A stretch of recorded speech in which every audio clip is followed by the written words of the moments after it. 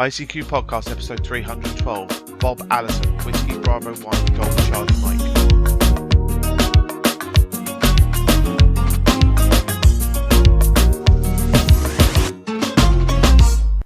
Well, hello fellow Amateur Radio enthusiasts, and welcome to this, the 312th episode of the ICQ Amateur Radio Podcast, supported by our monthly and annual subscription donors. In this episode, Martin M1MRB is joined by Chris, Mike 0, Tango Charlie Hotel, Frank, Kilo 4, Foxtrot Mike Hotel, Ed, DD5, Lima Papa, and Bill, November 3, Juliet India X-Ray, to discuss the latest Amateur Radio news. Myself, Colin M6BOY, rounds up the news in brief, and this episode's feature is a discussion with Bob Allison, Whiskey Bravo 1, Golf Charlie Mike, which Frank Howell kindly arranged. Well, as always, it's our subscription donors that keep us advert-free, a lovely base to pay our way and our hosting costs, etc. And we'd like to thank them again for supporting this episode and keeping it advert-free for you. We'd like you to consider visiting www.icqpodcast.com/donate. Have a look at some of the options there, and whatever you think the show is worth to you, please feel free to send that value to us in the form of donation to keep the show advert-free.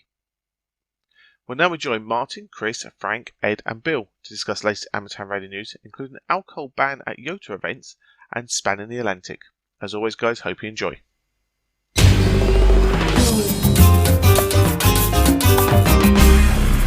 The ICQ Amateur Ham Radio Podcast, serving the amateur ham radio community fortnightly since 2008. Well, hi guys, and welcome to episode 312 of the ICQ podcast, and tonight's news roundtable for that episode. Tonight, I'm joined by Mr. Chris Howard M0TCH. Hi, Chris. Good evening, Martin. How are you? Not so bad. I think we were going to meet up pretty much every day this week, isn't it? It's one of those weeks. It's that week of the month where we are under the cosh with radio club nights, talks, podcast recordings, rallies, everything, I think, this week, isn't it, pretty much? Yep, yeah, and we got our final ICQ event of the year, the Cats Bazaar, on Sunday, so when this goes out, so be fun. Mr. Martin Rothwell can't make it tonight. Unfortunately, he's stuck with work problems, but hopefully Martin will be back with us soon. Jumping to the other side of the pond, we have Mr. Frank Howell, K4FMH. Hi, Frank. Hey, Martin, how y'all doing? We're doing okay. Yeah, you're not going to do a Leslie on me and try and wind me up, are you? No, that's just a deep Southern greeting. All right. Okay. Well, I don't think I can do a London greeting because we lose our clean rating. Hi. Oh dear. In Germany, we have Mr. Ed Durrant, DD5LP. Hi, Ed. Yeah, hi, Martin. Did you say 312? Is this thing accelerating? We seem to be getting through a lot of them. 312, mate. 312. Crikey, mate. Yeah. We've done some extras because we had a lot of extra content, but going weekly is pretty much killing Colin and I. There's a lot goes on in the background, and it's interesting, and I know lots of people would like us to go weekly, but at the moment, I'm going to stick to fortnightly. Also, if I jump back the other side of the pond, Mr. Bill Barnes is with us, N3JIX. Hi, Bill. As Leslie would say, good evening, Martin. Good Darn evening. it, Frank. No, as Leslie joined us, sorry, I thought it was on this podcast, sorry. No, don't get it, Leslie. He's all right. He enjoys the wind up though, and I did see the post you did on Facebook the other day, Chris, of the Northern Cocktail, which was the pint of beer. Oh, the pork pie, of course. Oh yeah. Yeah. And we have seen. I'm still waiting that professional demonstration by Leslie on how that works. We Yanks need to be educated. I was going to say I tried it with a tasty cake. It didn't work. No. Tasty cake. It's pies on this side of the pond in a very small section of the U.S. I don't even think you have them down your way, Frank. I doubt it. Yeah. Well, put it this way, Chris and I have actually seen him do it. I think it's a disgusting habit, but hey, I've seen him do it. So there you go. But it's all done for fun in the best possible taste, as Kenny Everett used to say. Okay, first news story. The IARU, Region 1, are banning alcohol at YOTA events. Now, you can call me an old miser if you want about this, but I kind of agree with them on this one. I don't know what you guys think, but if you've got people between the ages of 15 and 25, the youngsters shouldn't be drinking alcohol, and we're setting a bad example, I would have thought, if too much alcohol is drunk. What do you think, Chris? Yeah, I kind of agree, I suppose. I don't know if anything's happened. I'm sure there's been an incident or something at a previous event, but it seems sensible to me to do that. Obviously, there are some folks that are going to be underage anyway, and obviously, they are. Some of them aren't kids. Someone's 25 isn't a child. But I think it's probably quite a sensible thing if you've got kids around not to have people that are drinking. Things can get a bit silly sometimes, and I think that's probably quite a sensible policy, to be fair. Yeah, well, we've done kind of a similar thing at our SSB field day because we had youngsters with us. We decided it was an alcohol-free weekend, which seemed to work okay. Ed, what's your thoughts? Well, I have one question about this, which is looking at the YOTA Region 1 website and looking at who they are and where they're based, etc., etc. It seems to be an independent group of young people promoting the hobby, and I don't see that they're in any way controlled or employed by the IARU Region 1.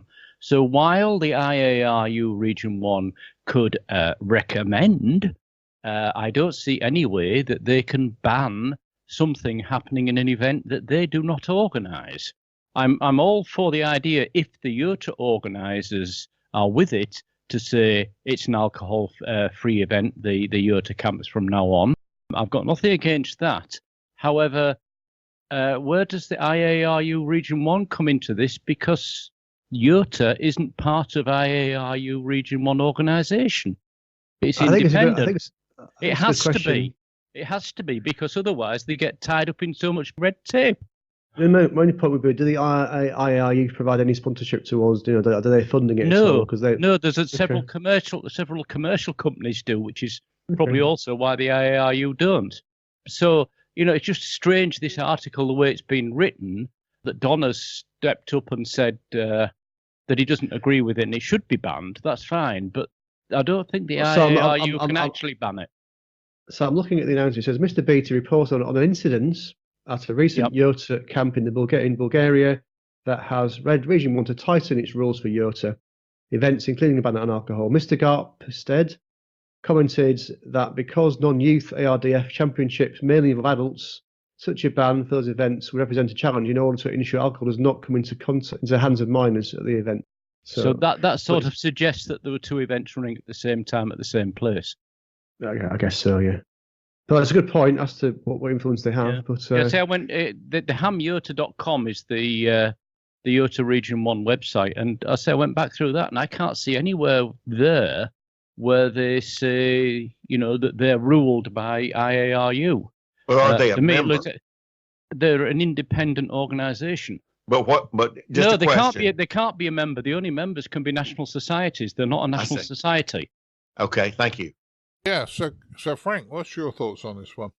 Well, I'm generally in agreement with it, Martin, just as you and some others are, because I just think, given the age ranges where you get some teenagers who have not even come of age in terms of age 18, in different countries, there are probably varying standards, but here in the U.S., there are a number of legal definitions for being an adult, depending upon what it is.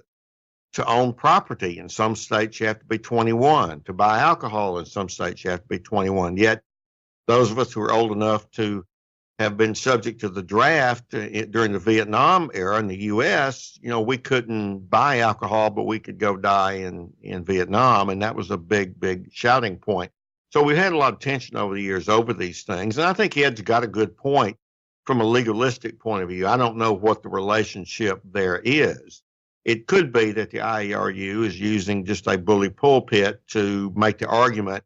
You've got various ages, particularly some youngsters, and it's generally not a good thing. You know, you have things that happen that shouldn't happen when one or more persons are inebriated. So I'm for it. I don't think it hurts the activity, and I think it tends to protect the youngest of those who would participate. Yeah, but I mean, in fairness, if you're doing one of these events, you're going to do it because you're doing a radio weekend. You're not doing a beer crawl or a pub crawl. Why are you, Bill? No, that's exactly my point to this whole thing is, you know, whether people want to accept it or not, YOTA events are probably one of the biggest premier media events that we have available in the world right now to show the positive nature of amateur radio. So please, guys, just leave it at home, man. Yeah. I mean, I'm sure that people can go sort of 48 hours or even a week without alcohol. You know, it's if you can't, there's probably another problem underlying there. And I'm probably going to get hundreds of letters after this one, and hopefully I won't be banned from coming back to the States for upsetting people. But I think I agree with it. I think the links we've got, unfortunately, don't give us the details of what actually happened. Whether it was just one or two people spoiling it for the majority, which is often the case. It's usually one or two people. It's usually one or two, and you've only got to have somebody that's over the top, does something silly, breaks something, injures themselves or whatever, and it gets things. Yep. And the problem is, alcohol. There's nothing wrong with alcohol. It's if you use it to excess, like everything. Everything used to excess will create a problem. That's the way it is. Moving on, the IARU got a second story in here, and they're talking about ham radio is reaching an inflection point. Now, Ed, you were talking to me about this afterwards. I think we're going through a kind of a rebrand, realign what the whole hobby's about. And you said that it looks like the whole thing with the IARU is being lost in committee. Is that correct? Yeah, reading the report, which we've got the link in the notes too, the points raised by Tim Allen saying, hey, amateur radio is out of touch with the hobby. Really, I think, to be blunt, what he really should be saying is the IARU is out of touch with the hobby. And the way it's been handled in the meeting in Peru, which isn't the current meeting, by the way, that's going on in Egypt. This is an earlier, it's not the WRC meeting we're talking about, it's the IARU meeting in Peru in August, was it? No, September. There, all they've done in it is they've set up a subcommittee to go and look at it, reading the report. To me, okay, the point's been raised that they need to get with it and get more modern and get better communication going. Whenever I read a report where they say the problem's solved because we've raised a subcommittee, well, it doesn't say that, but you know, when a report says that they've opened a subcommittee to go and look at it and they'll talk about it later, to me, they've avoided the subject. That's my personal opinion of the way that report's been written. If they come back in 6 months' time and that committee's got all the answers, great. Let's wait and see. Yeah, but the biggest problem is that unless people are prepared to talk, and I think our hobby is stuck in a little bit of a catch-22 because a lot of people are still very defensive of what the hobby should be. And although we are technically a communications hobby and we communicate with each other, people seem to be very defensive. I'll pass it over to Frank. What do you think, Frank? Well, I've read this with interest and have done a little thinking about it. And IARU President Tim Elam, VE6SH, sort of chaired the meeting, and Ed made a good point. This is not all those who are stakeholders in radio per se, but it is that official committee who has stakeholdership in amateur radio. So it's that narrower group. If he has a point, and I think he probably does, it reflects the following. And he's talking about member societies, and on this side of the pond, ARRL's one. Your guys on your side of the pond, RSGB, which I'm also happen to be a member. Who tends to lead those organizations? People who have climbed some sort of set of ladders in amateur radio, and they tend to be older people. And so what happens is they don't understand the culture of young people in the hobby. We give a lot of lip service to it. We go out and do some things. I'm doing some stuff to organize an outing for Girl Scouts here locally, for example. They're 10 to 12-year-olds. But until those societies are willing to allocate one or more board members who are less than, say, 25 years of age, guaranteed, so they can actually be sitting at the table, then those organizations are going to continue to be fossilized. And that's what I'm hearing coming out of this story. And so I tend to agree with that. Yeah. But Frank, that's the approach a lot of people take, and there's a lot of sense in that. Younger people into the hobby because the rest of us are dying off, to be blunt about it. But I think it should be wider than that, personally. I think they should be looking at attracting people in all age groups, and by expanding the hobby, if you like, into more modern technologies. And totally agree with you, Ed. There's a lot of technologies where a few people in amateur radio are involved. And perhaps that's something that the national societies should be promoting as well, and expanding into more the scientific field, more the technical fields, not just youngsters, but of all ages. Well, I totally agree with you, Ed. And to some degree, it's a related issue.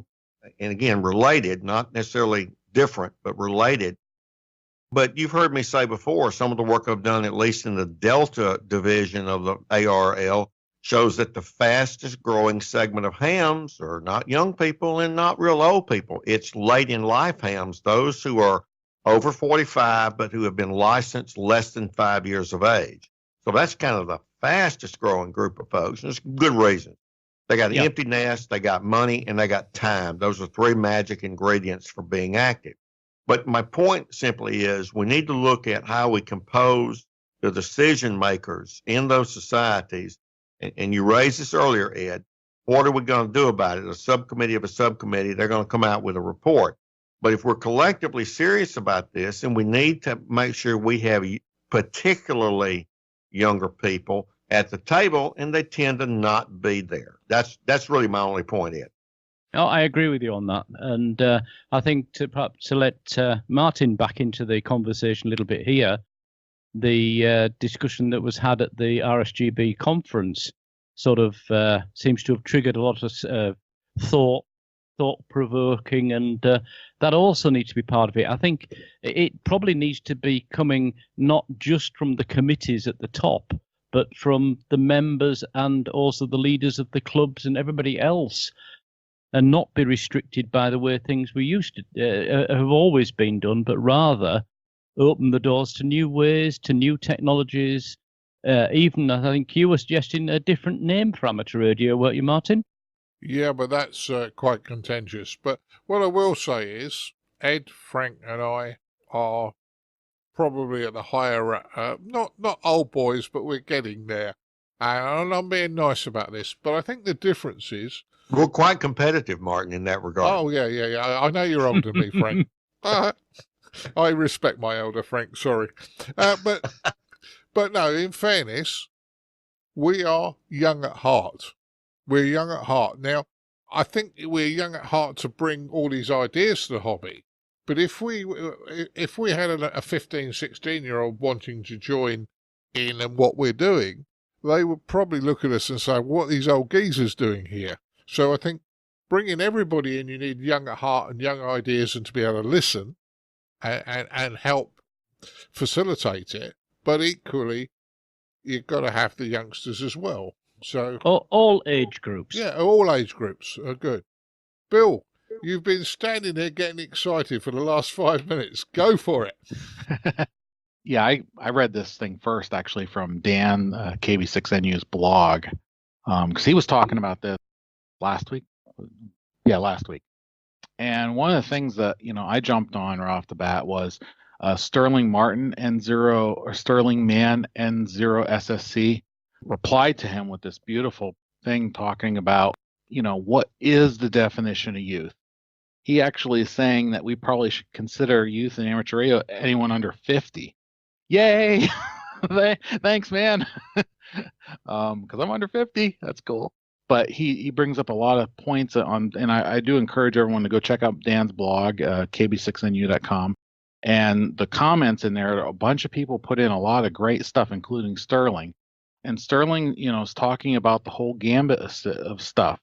And are we bringing people at various ages in the hobby? Are we helping them learn how to do things, giving them that mentoring sessions where he specifically brings up the ARRL's Learning Institute that's coming up, and he talks about some other things about keeping an open mind. And that is really, I think, the best advice I've read about anything on this topic. Is this is an incredibly complex problem to solve, with a lot of moving parts, with a lot of different organizations, with a lot of different culture and history. And I don't think we actually have an idea what the solution is going to be. We're going to just have to be open as things are developing, things that work, things that don't work, things that need improvement, things that need to drop off.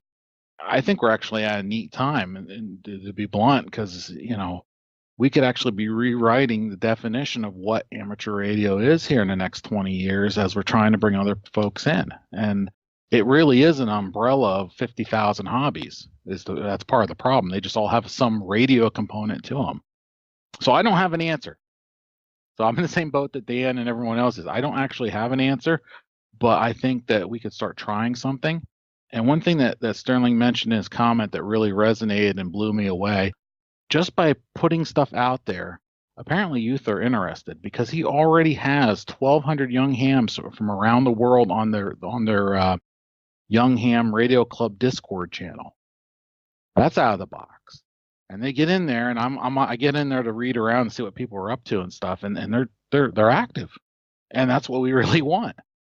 So, this is a big complex problem, and I think we're starting to see some things that could help us in the future to define this a little bit better and move us on to, whatever buzzword we're going to use, of what we're going to look like in the next 100 years.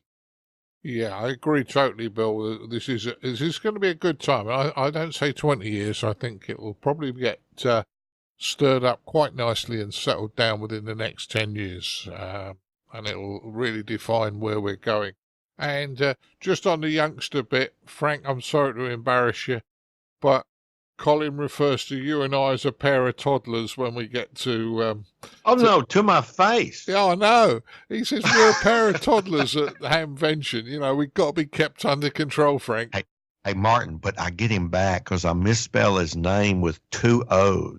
Do you? Colon. All right. Okay. Chris, you're sitting there quietly. Yeah. What's your thoughts? Well, I haven't got a lot to add. Obviously, you guys have covered it pretty well. I think there's a lot. I think Ed mentioned. I think there's a lot was in this, which is kind of covered by Kamal's talk at the RGB convention. So in his kind of talk we went to, and he was also on the panel as well when we talked about the grow, merge, or disband your club. And he was talking about, we are at a point now where we've missed out. There was that second industrial revolution, and we should have been on the back of that. We missed it. And the next one's coming very soon. And there's an awful lot of radio involved in things like Internet of Things, and there's an awful lot of new technology about to happen that's all going to rely on radio. And we need to jump on that bandwagon and get involved. And he didn't know exactly how, but I think he had some quite interesting things to say. So I think this does link in quite nicely with that. But apart from that, not got a lot else to say on this one, Martin. Yeah, well, I agree with you. There's a lot going on, Chris, and it was certainly an eye-opener for me at the time. So certainly interesting. Right, and next news story. I'm going to pass it to you, Chris, because it's a UK story. UK universities and ham radio. Now, I thought this might have been one of the guys that we spoke to at the RSGB convention, growing, merging, or disbanding your club. And we were told that the local universities are starting to use ham radio in the UK a lot more and setting up clubs. Well, I know there are clubs. I know that Cambridge have got one. I know some of the cabmans are involved in that one. The Cambridge University Wireless Club, I think it's called, or Society. I'm not familiar with the one at Swansea, isn't it? I think, but I think it's a fantastic thing. Obviously, there's a lot of people at university that are really into technology. There's an awful lot of STEM. I think it's called, isn't it? The education for engineering and technology and science, etc. And I think it's very relevant to those subjects. And I think it's a great way for us to, get new people into the hobby, I suppose. But no, and if universities can sponsor this, if we can get funding from universities to help to do this, I think it's support. I think it's a win-win. The university gets to get students involved in something technical and learn some things that way. And of course, as a hobby, we win because we get more people involved in the hobby. So I think there's a lot of good could come out of this. Yeah, I agree with you totally. And one thing they can't take away from you in life is knowledge. Once you got the knowledge, they can't take it away. Bill, you're in education, or you're actually at an education establishment. What's your establishment like for our amateur radio? We don't have a radio club anymore. We did at one time a long time ago, and it comes and goes like other things. Now, other campuses around are very aware, especially during the school club roundup. There's quite a bit of universities that have radio clubs again, so that's always a good sign. I'm sure Frank has more details because I'm fairly confident you advised at least one of them at some point in your career. I was next door to one, and I didn't advise them, although I advised the advisor, so to speak, because the advisor just didn't come to any of the clubs and stuff. Mississippi State University has the oldest continually meeting club. They got an experimental license back around 1913 or something. On my K4FMH.com blog, I had a story on that. The University of Mississippi, often calling themselves Ole Miss, had an experimental license at the same time, but they shut down for about 25 years before reenacting. Now they're very, very active. One question I've got about clubs in the UK, guys, when were licenses for amateur radio first coming into being in the United Kingdom? I should know this, but is it similar to US about that time? I would guess so. I mean, I should know this. It was probably after there was a bit of work done before the First World War, because effectively Marconi was an amateur as such in many ways. Right. Then after the First World War, there would have been, people then getting more and more involved. So it's probably around about the same time as yourselves. When was the centenary of the RSGB? 2012, which would make it 1912. They started. But 2013. But yes, yeah. 13. There you go. So that's when the National Society started. So amateur radio must have been around then. Yeah. So in the U.S., if you go back and look at some of the early, what were called experimental licenses, before there were commercial broadcasters, or technically before then amateur licensees. Yeah. If you go back and look at those, a number of them were at university. And so what I mentioned in one of my interviews with Howard Mickle, the CEO of ARRL, is they're beginning to do some more work on university and college clubs. I mentioned that really those early clubs may have been some of the impetus for amateur radio at large. And my curiosity is, in the United Kingdom, do you have some clubs that were around a long time ago, a century ago, and maybe they went out of existence, like Bill talks about it at his school, they kind of come and go. So it might be worth the people checking into those earlier licenses to see, had there been clubs there? Just a thought. I think it's a good thing. Well, I remember that the other week we mentioned one that was 90 years old. Chris and my club is probably in its 80s. 1946, Martin, was when our club was founded. So in its 73 years. 73 years. Okay, so we've done 73 years. So we're probably a new club, but it's interesting. Ed, what's your thoughts? Well, thinking about universities in the UK, I'm thinking back in the 70s, I think it was relatively normal for universities to have amateur radio clubs. There was quite a lot of them around. I know I come from Hull, and I know some of those guys there in the amateur radio club were also very busy in what they called Rag Week. Rag Week was a week when various departments of the university did all kinds of silly things to raise money for charities. One of them was they put on a pirate radio station on the medium wave.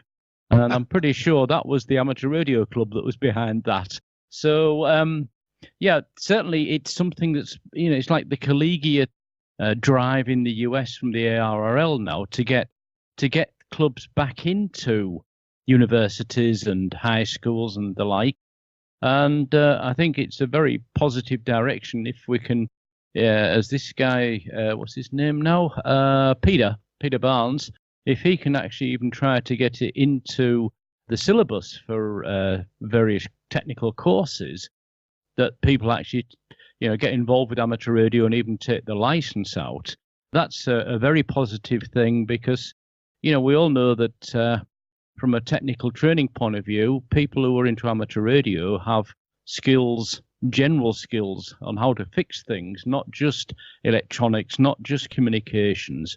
As I think some of the podcasts in the US call it, they have the knack.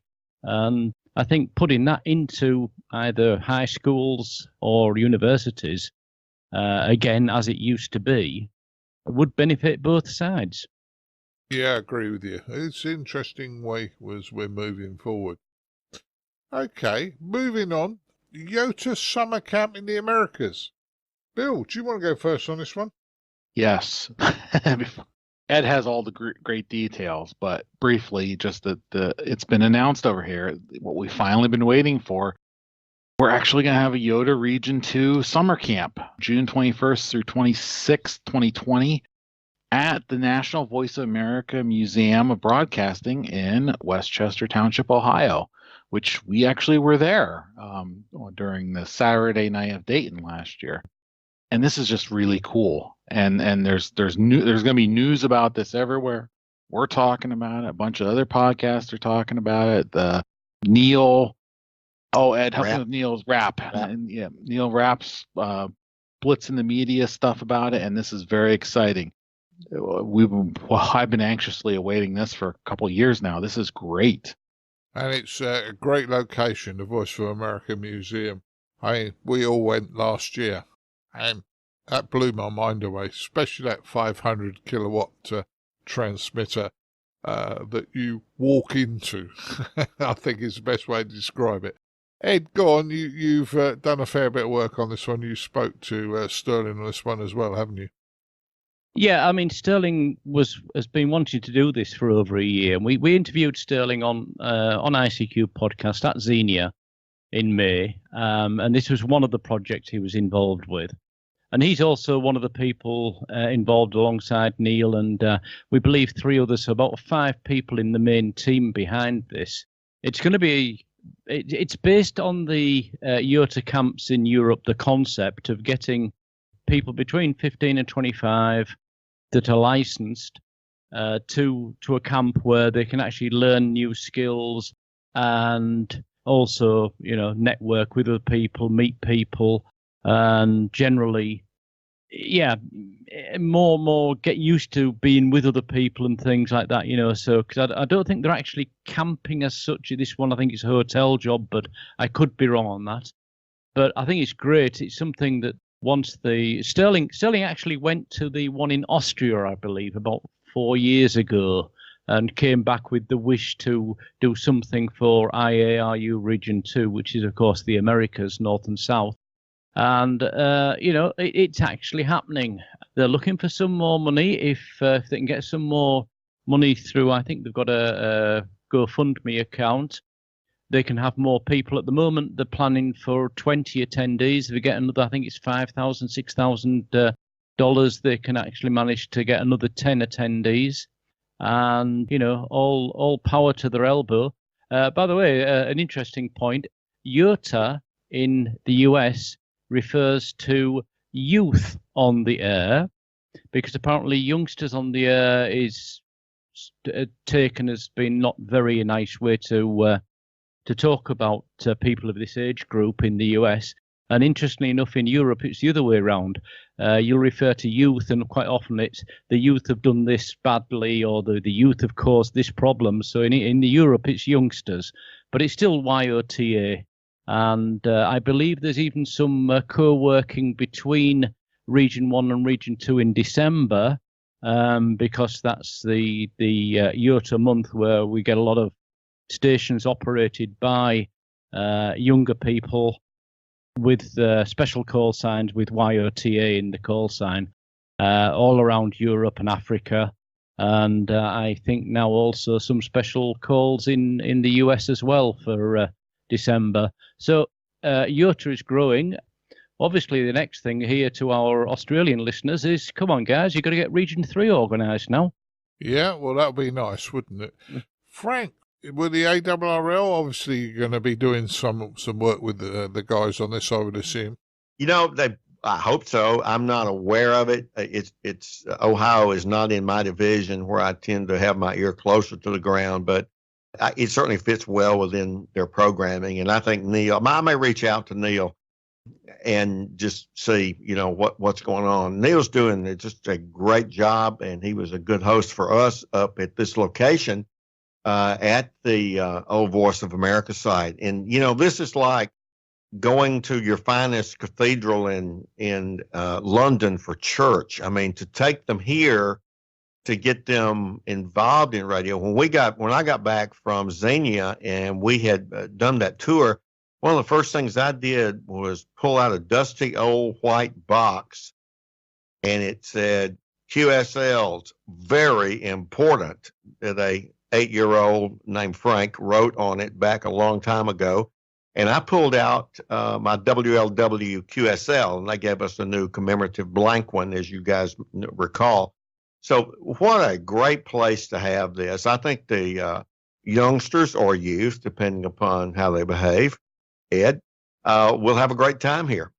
Yeah, well, that's great. That's great. Chris, last words on this one?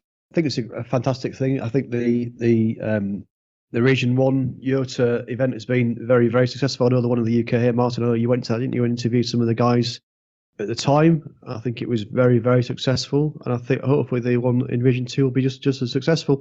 And I'm sure they'll be talking between, I think you were saying earlier, between each other to learn the lessons and make it as successful as it can be. Certainly the UK one that we did actually attend was very, very positive.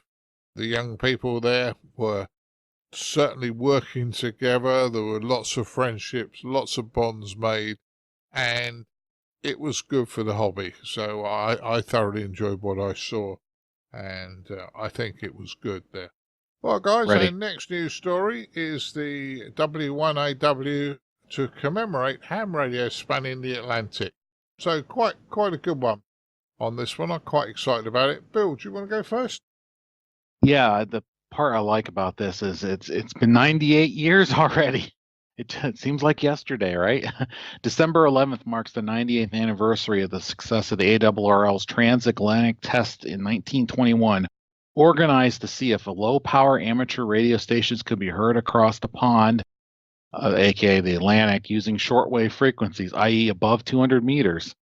And that's the time that we got the message transmitted from 1 Bravo Charlie Golf in Greenwich, Connecticut, was copied by Paul Godley to Zulu Echo in Scotland. Yay! So very exciting. That was a group of Radio Club of America members, which is still in existence. Yes. That's pretty cool. Yeah. I find it amazing that okay, it was 98 years ago. 98 years ago isn't that long ago, really. Before then, there was no communications across it. Okay, I guess there might have been some telegraphic cables going into the sea, but the first radio communications, that doesn't seem to me that long ago. It's amazing how technology's progressed in 100 years. No, this was the amateur radio first time. I think commercial were already doing it prior to that, weren't they? Yeah, and they're using high power. Yeah, they're using high power and big antennas. But I imagine it would have been much earlier than this. Yeah, they had big sturba beams pointed, across the way. And that was only one-way traffic, that 198 years ago, because it took until, what's it say here, 1923 before we got two-way traffic happening. Yes, thank you, Google. 17th of December 1902 was the first Marconi transmission across the Atlantic. What year? Sorry, 1902. Oh, it took 19 years then to get the amateurs to catch up. Blimey, okay. Well, it's they had to learn about HF propagation. There was they had a solar cycle in there that was up and down. It's true. Sure. Yeah. And bearing in mind, we were only given frequencies above 200 meters because they thought they were rubbish. Marconi was using medium wave, right? very famous book called From 200 Meters Down about the history of this. I recommend it highly. Sounds good. Sounds good. So all in all, it's the ARRL got an event on the 11th of December to commemorate this, and guys, look out for the event. Yeah. Okay. It's from 1300 UTC till midnight. There you go. There you go. So almost 11 hours. 40 meters and 20 meters SSB. Yep. Yep. So just look out and away you go. Right, moving to our last news story, the ARRL Executive Committee Minute. Frank, you have to start this one because you slipped in at the last minute. So over to you. Good. I got this just a day or so ago, and anyone who's an ARRL member who requests getting the minutes of executive committee meetings can get them, so it's not like a secret.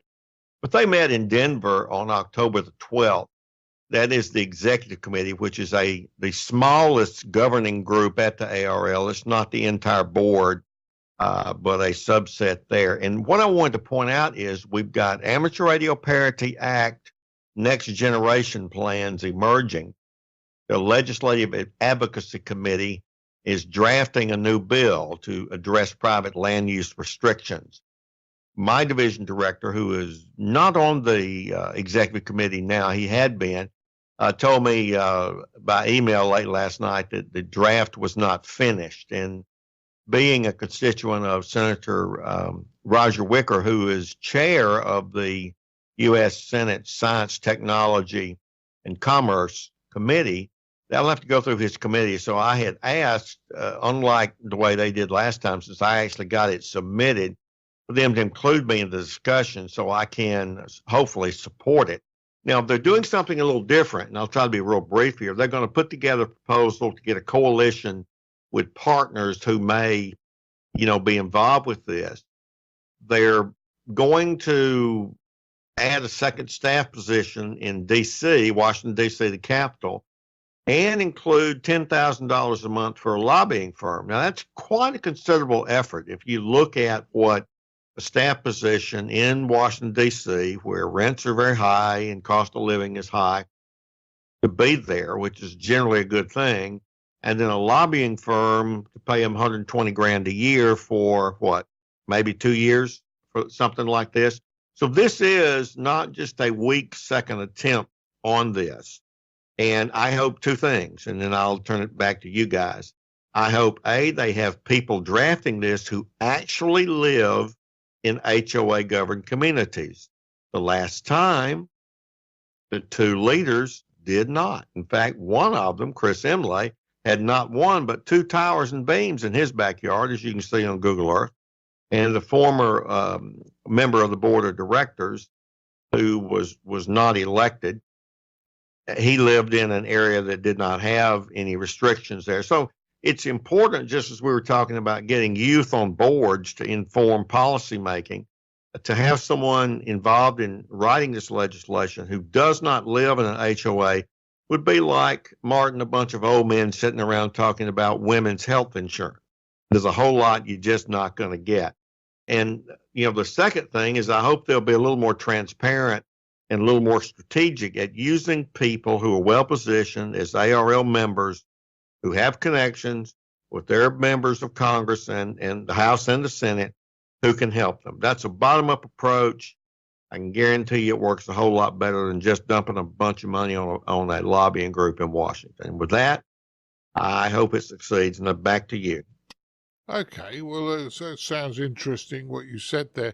Bill, you're also in the States, and you weren't too worried about the Parity Act, were you? I seem to recall. No, I wasn't too worried. I didn't really think it was going to go through. The first one that they were trying to pass through, I liked the language. The second one they were going to pass through, I did not like the language. So that's why Frank brings up that very important point of making sure that this time around they get the language, they get some partners, and I think there's a lot of outstanding stuff in the States that needs to be addressed of higher priority than this, to be blunt. So I'm wondering if they're also looking at timing. This may not be the exact best congressional year to roll in something like this. Maybe. I don't, you know, hopefully whoever they grab as lobbying firm is experts, and whoever they have on the staff become quick experts as to how our federal government works over here on this side of the pond. But you know, I'm always optimistic on this kind of stuff because the case is strong in general when you stand back and look at the positive things amateur radio can do. It's just the trick is, I think, really is with legislative timing, because there's a lot bigger stuff going on right now that you're not going to slide anything in this next season, I don't think. Bill, let me just add briefly a postscript. You make an excellent point, and it can go two ways. It can get by because there are other more important things going on. This could slide by, particularly if it's attached to another bill that is received well. On the other hand, you may be right. It just may be, hey, this isn't important, we'll block it. But bear in mind, they had a lobbying firm before. They thought they were going to get it through, but like you, I could not live with that revised language. I called my senator and said, I can't support this bill. I called him on a Monday. On Tuesday, it was pulled from markup and was dead. So even though this smart lobbying firm paid lots of money, it took one well-placed constituent whose senator was there at the helm to say, we're going to pull it. And I'm not blowing my horn. It was just a fluke that I've worked with them and I know them. And I'm just making the point that great lobbying firm doesn't always bring home the bacon. But if you ask them, can they do it? Of course we can. Just send us a check. Yeah, that's true. I think a lot of the time, the people that are making the legislation are not always aware of the technology, which is a real shame at times. And I can honestly say, guys, you can look at my house on Google Earth, you won't see a tower and you won't see a beam. I'm very sorry about that. I do try, but I do live in the suburbs of South London and would not be allowed to. Chris, what's your thoughts?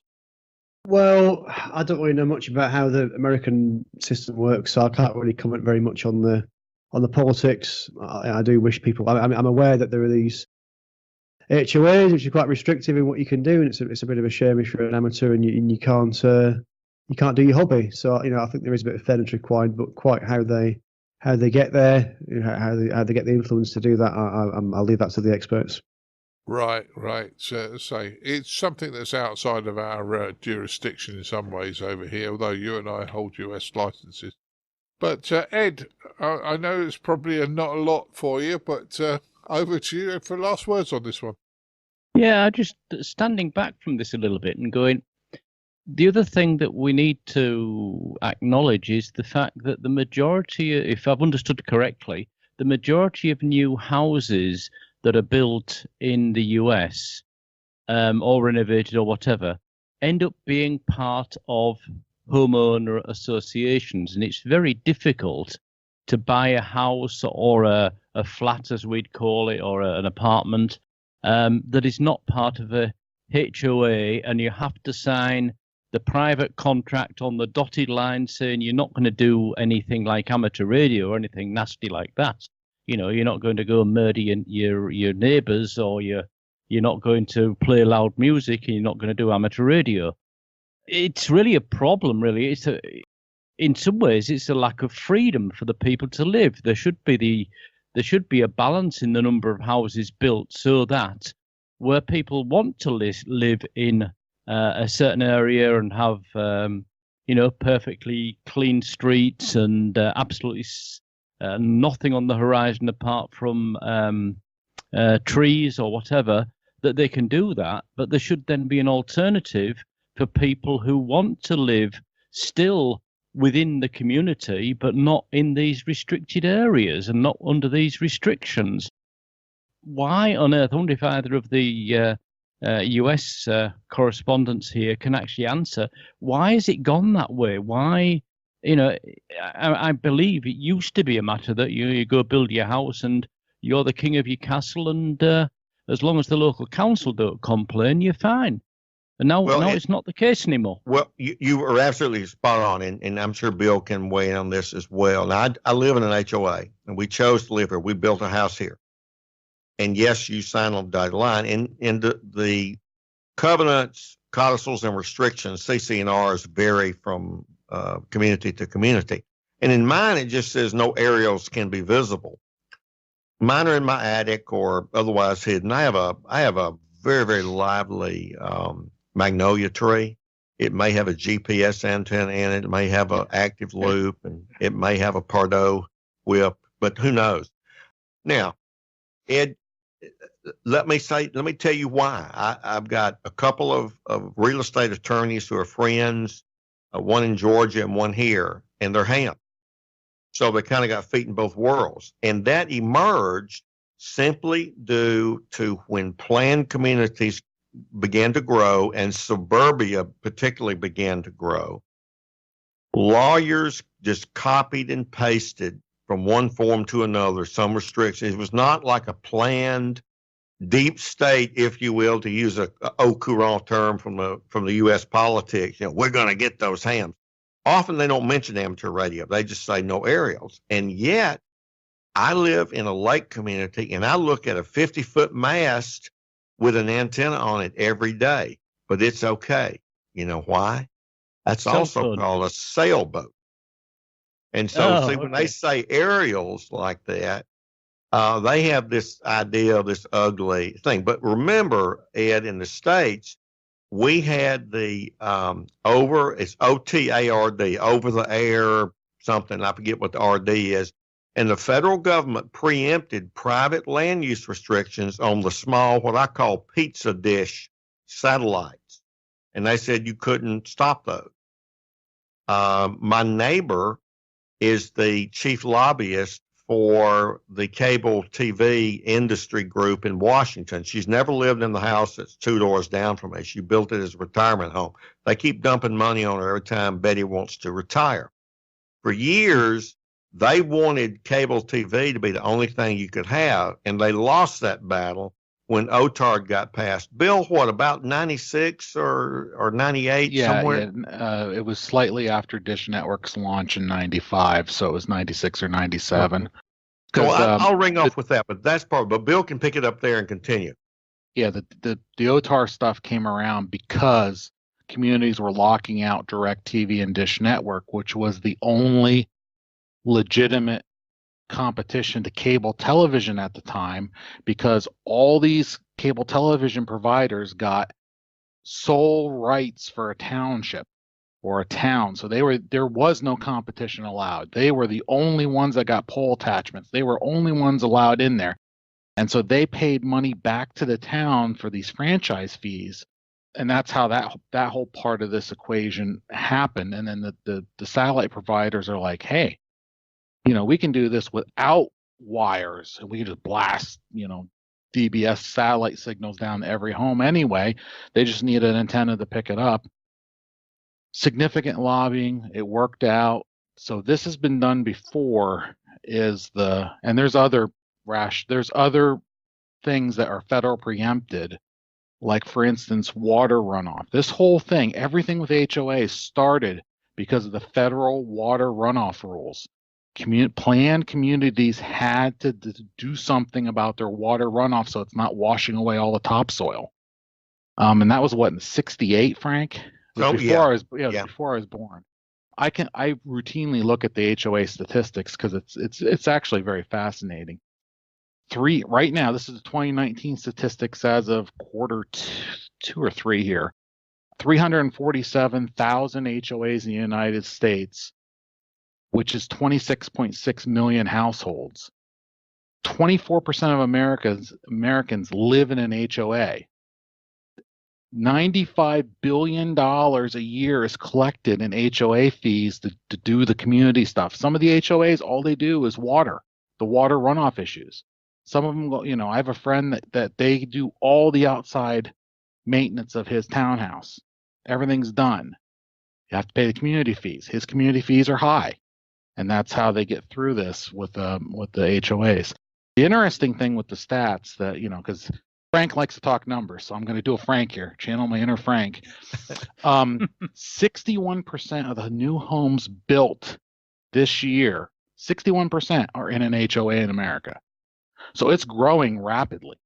For exactly what Frank was saying, it's so much easier legally to get a community kicked off if you follow the template that's already been vetted through the courts and the locals and the state and the federal with your homeowners associations, that you're going to do the right things. You're going to have the water runoff property set. You're going to do all the underground utilities. You're going to do all this stuff that you have to do to make this community not a disaster zone for the town to deal with. The other thing I thought was interesting, which is, you talk about buying new homes and stuff. Homeowner associations govern 75% of the homes in the south and western points of the United States. So that's why this is a bigger problem in the Midwest, down south, out in California. Meanwhile, where I live, it's a third, 33% have it. So it's California and, believe it or not, Florida have the highest number of HOAs, which this is why this ends up being an issue for Florida. A lot of the East Coast hams retire and move to Florida, because the X is a little better down in Florida, as everyone knows, mid-latitudes, get away from the pole. Yeah. Good ground. Right. And it's, let me add to what you're saying real briefly. I'm on the finance committee for my HOA. We met last night. And Ed, many people may not realize in many of these private land use restricted areas, we own our own street. I'm going to repeat that. We own the road in front of our house. It's not a public road. Now, we got a problem in that we have to resurface them. It'll be about $140,000. So we'll do a special assessment, and each household has to fork over several $1,000 at a pop. And those HOA governing boards are like a small government. They're fairly sovereign, and I say fairly because it's not perfect, but just keep in mind they can do things, and if they follow their own bylaws, there ain't much you can do except call a realtor and put your house on the market and move. And as Bill so eloquently said, where are you going to move? So that's why there's such a problem, and you'll get fist fights among hams who aren't bothered by it. You shouldn't have moved there. Well, okay, but ham radio is not the end-all, be-all activity for most households. For some, usually divorced men, there's a joke there, make these arguments sometimes, but it really is a real pressure to where you're going to live and what you can do. And I will ring off there, guys. Right, let's find out what you've been up to amateur radio-wise since the last time we were on. Ed, do you want to go first? Well, yeah, I can do. I've eventually got my amplifier, I think I've moaned about on previous programs, working properly. Found a faulty capacitor in the low-pass filter. Got that fixed, so that's all ready for some higher-powered SOTA operation now. I can run about between 50 and 70 watts out now, PEP, instead of the usual like 5 or 10 watts. And I'm now moving on to a transverter for 2 meters to build that up. So as the winter months come along here, I'm actually getting projects I can do inside because we haven't had the first snow yet, but they keep forecasting it. Yeah, well, I know there's been a fair amount of snow down in the States, in certain states out there. So we're lucky at the moment, Ed. Yeah, well, the southern side of the Alps in Austria, they've got avalanches, villages cut off, motorways closed, autobahns closed. So we've been lucky on the north side of the Alps so far. So far as being the word. The operative word. Yeah, I think we're going to have a bad winter in Europe, but I'm rather hoping we don't, but I'm pretty sure we will. So moving on, Frank, what have you been up to? Oh, been building, but more programs than anything else. Been scheduling programs for my local club, the Central Mississippi Amateur Radio Association. I've got all of them for 2020 promised, except for one, kind of leaving that open for a little while. So you guys are nearly off the hook. organizing a GOTA station in a fox hunt for a local Girl Scouts troop. And we're really excited about doing that through my club. I live about a mile or half mile or so from a city recreation center that they let us use that.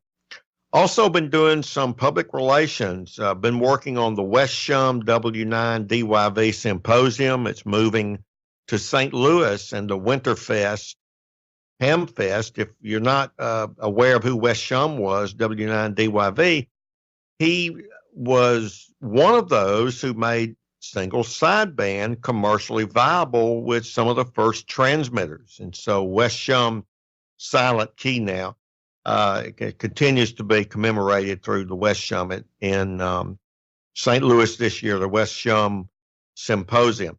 Actually building a little 6-meter dipole portable antenna and getting a 6 and 2 meter horizontal loop in my attic.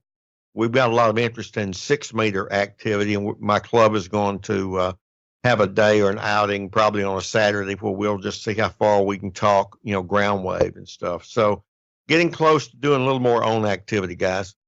Yeah, well, that sounds fun, Frank. Sounds fun. And let's say you've been doing quite a bit. Bill, what have you been up to?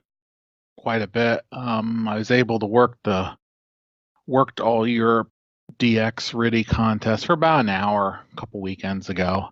I polished off my sorry, no QTC macro because that's one way to score some bonus points in that contest, but I only had about an hour to burn, so I was able to jump in there. So that was fun.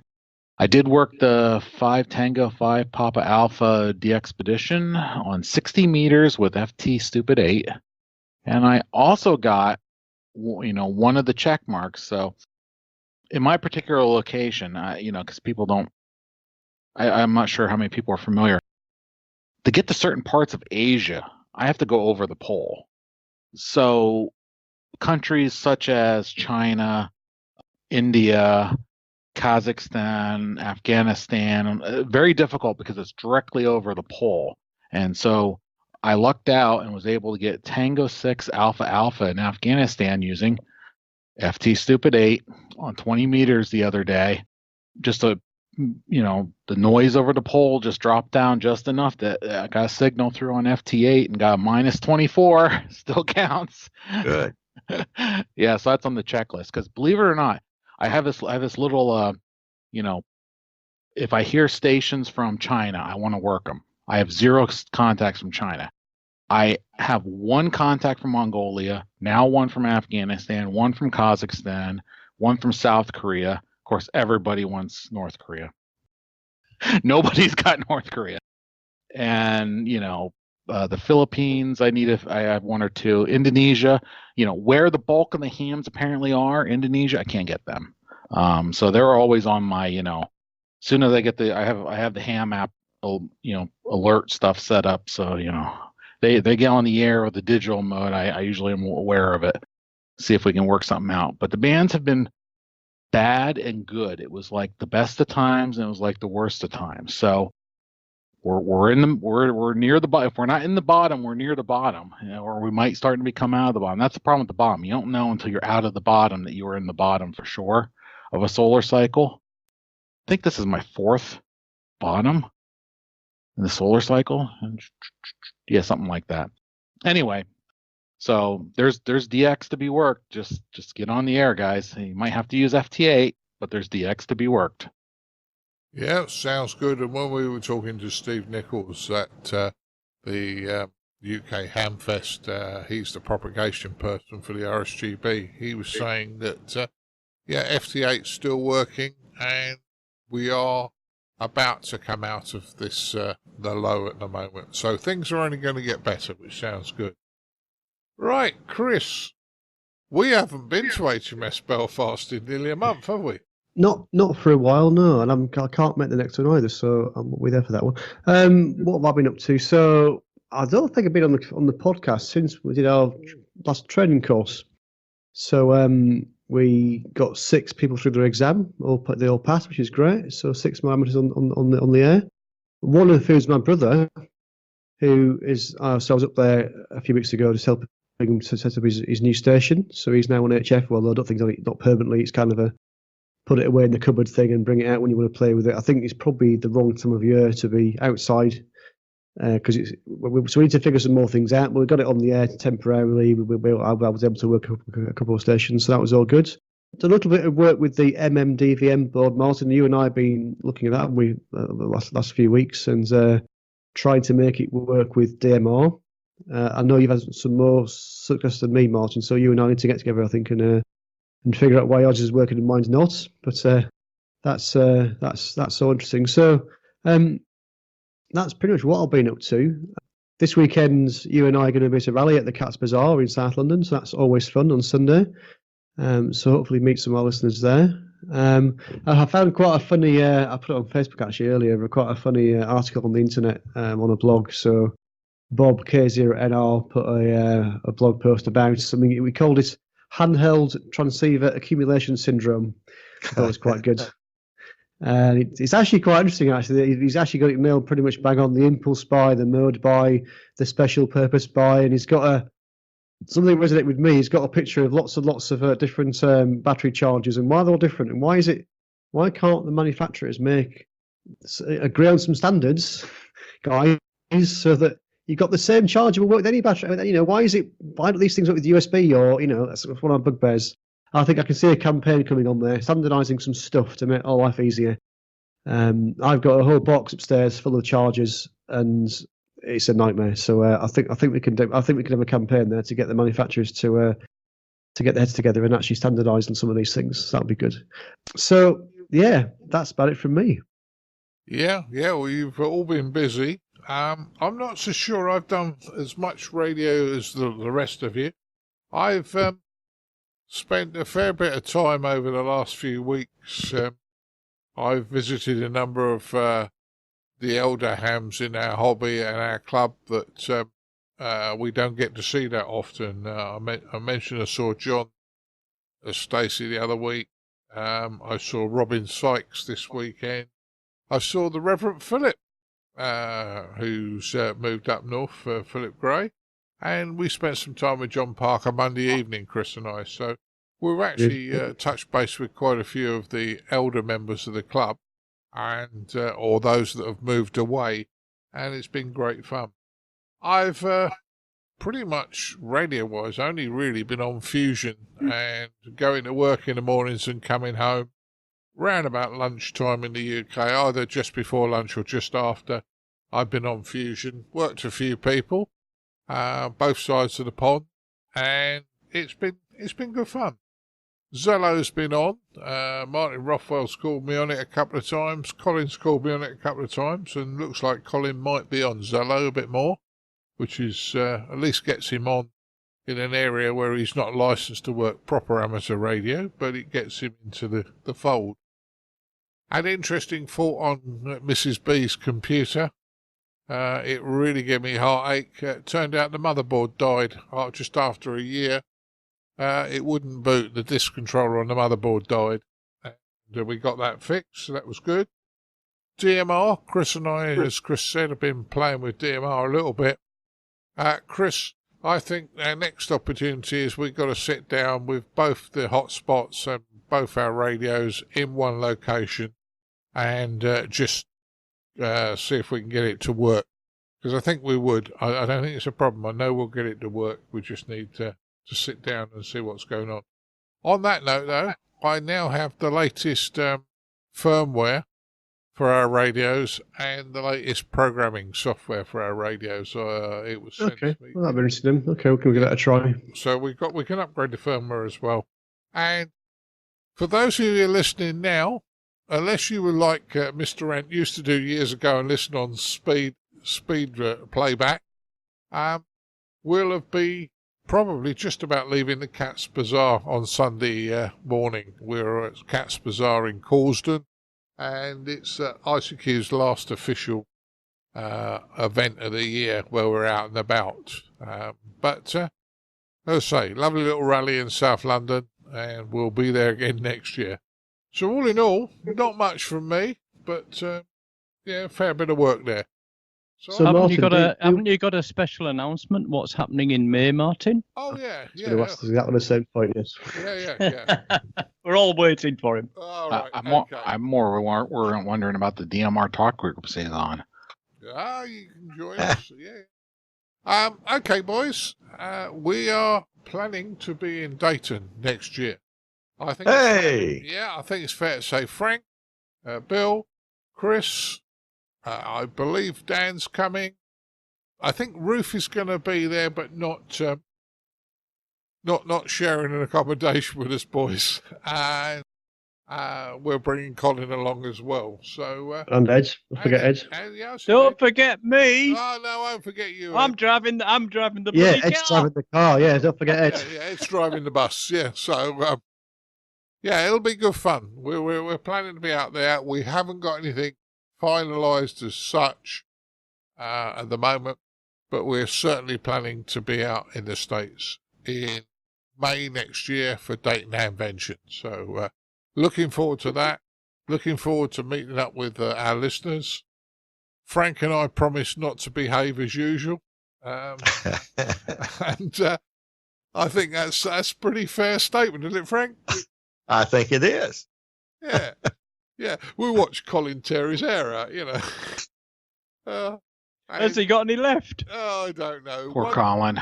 Yeah. One day we have a set of rules for rules of engagement for a podcast, and I think one day they're going to have to be read out. We're going to have to read them out so the listeners know what goes on. There's sort of rules about me and the amount of coffee I'm allowed to have, and I'm not allowed to be left on my own because I make commitments. Chris and Martin Rothwell are not allowed to get hungry because they Jekyll and Hyde, aren't you, Chris? I've no idea what you're talking about, Martin. No, not much. And Frank and I normally misbehave, and I've seen Bill misbehave as well. I see him. Yeah, one other rule: you have to change your own nappies. So that. Never. Yeah. And I think Ed and Dan are the stabilising influences. So it'll be fun. It'll be fun. So anyway, I'd like to thank you all for joining us. I'd like to thank Mr. Chris Howard M0TCH. Thanks, Chris, for joining us tonight. Cheers, Martin. Cheers, guys. Another fun episode. Great. I'd like to thank Mr. Frank Howell K4FMH. Thank you for having me back. No problems, Frank. And Mr. Bill Barnes, N3JIX. Thanks, Bill, for joining us tonight. Yes, thank you very much for having me again. I appreciate it. No problems. It's great fun as always. Well, I say 73s to you all, and we'll continue with the podcast. 73s, guys. 73. 73s. For all the news, links and information, visit www.icqpodcast.com.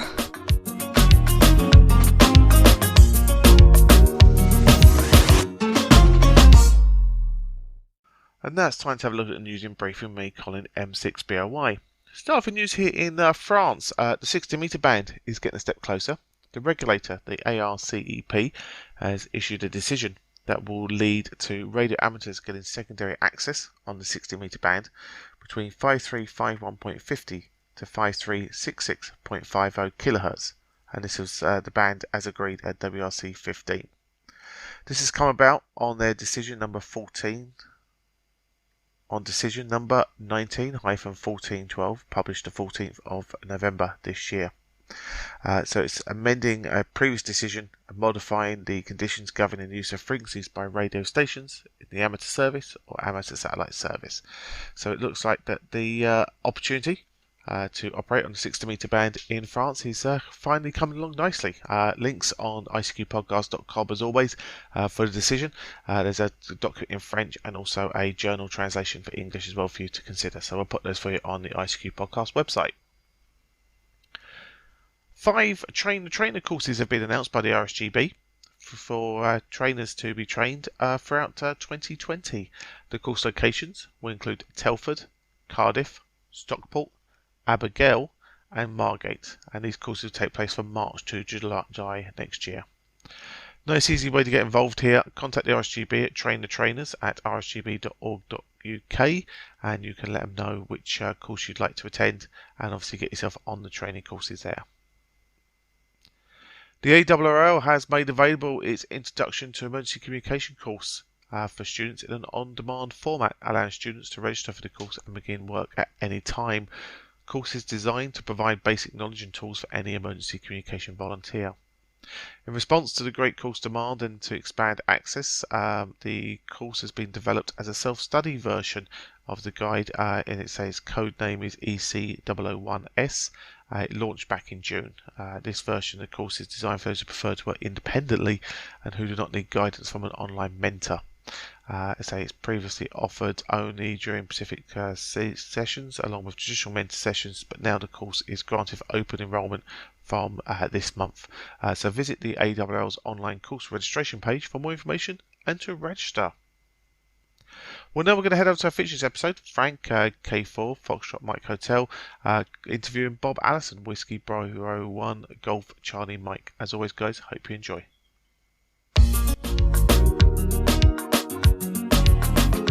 And now, what you've all been waiting for, this episode's feature from the ICQ podcast.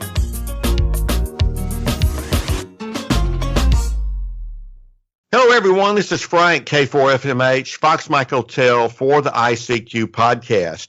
My guest today has a supervisor who said people would kill for his job. Now, are there tales from the crypt at the test lab? Is there blood on the workbench?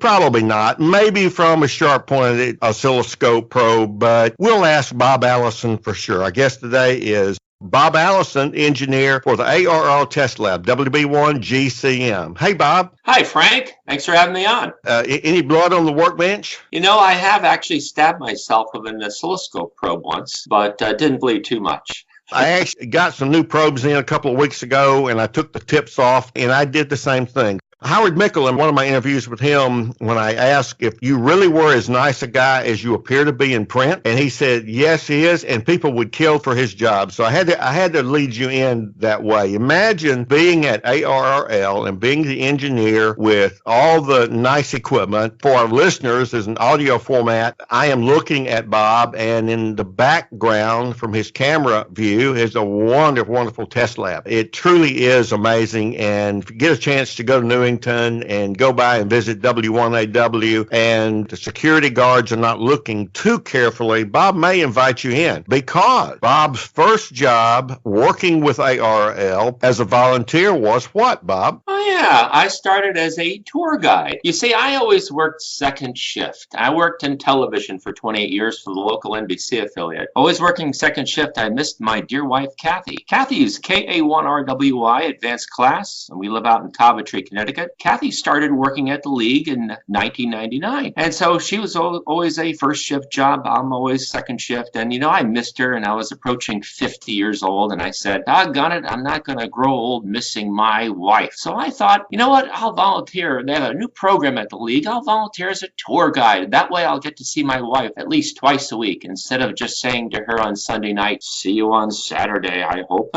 So I started volunteering as a tour guide. I got to see what people did in the building, their function, and sincerely, and I mean this with the bottom of my heart, the people that were in this building, I thought were very, very committed to amateur radio. And again, I'm just an outsider, and I had no idea what really went on in the building.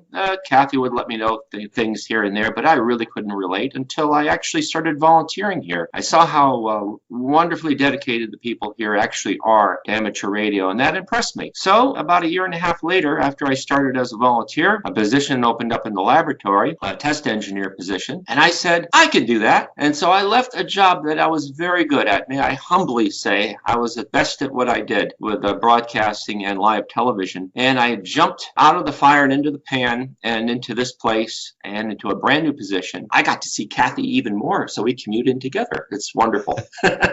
Well, I can relate a little bit to that. My wife and I were both professors and just traveled extensively. And one of the things that happened to us when we both retired, we didn't want to travel because we didn't want to live out of a suitcase and wanted to spend time together. So Good for you. A lot of people will feel locked in and won't jump out of that fire into a pan. So good on you. And you're both at a place that you bring your hobby to work and you bring Yeah, your work home to your hobby. Yeah, and Frank, importantly, I really felt, and one of the reasons why I was compelled, besides being with my wife, Kathy, in the same location, but I had the opportunity, sincerely, I had the opportunity to contribute to amateur radio. And that is a hobby that gave so much to me because, let's face it, it was my interest in amateur radio that led to me studying electronics, electrical engineering, and then and going into broadcasting. And that was because of amateur radio. In fact, my chief engineer at the TV station, which was WBIT Channel 30, he hired me because I was a ham, and he figured I knew enough that I wouldn't kill myself. That is something that many amateur radio licensees who are doing work related to amateur radio in the most broad sense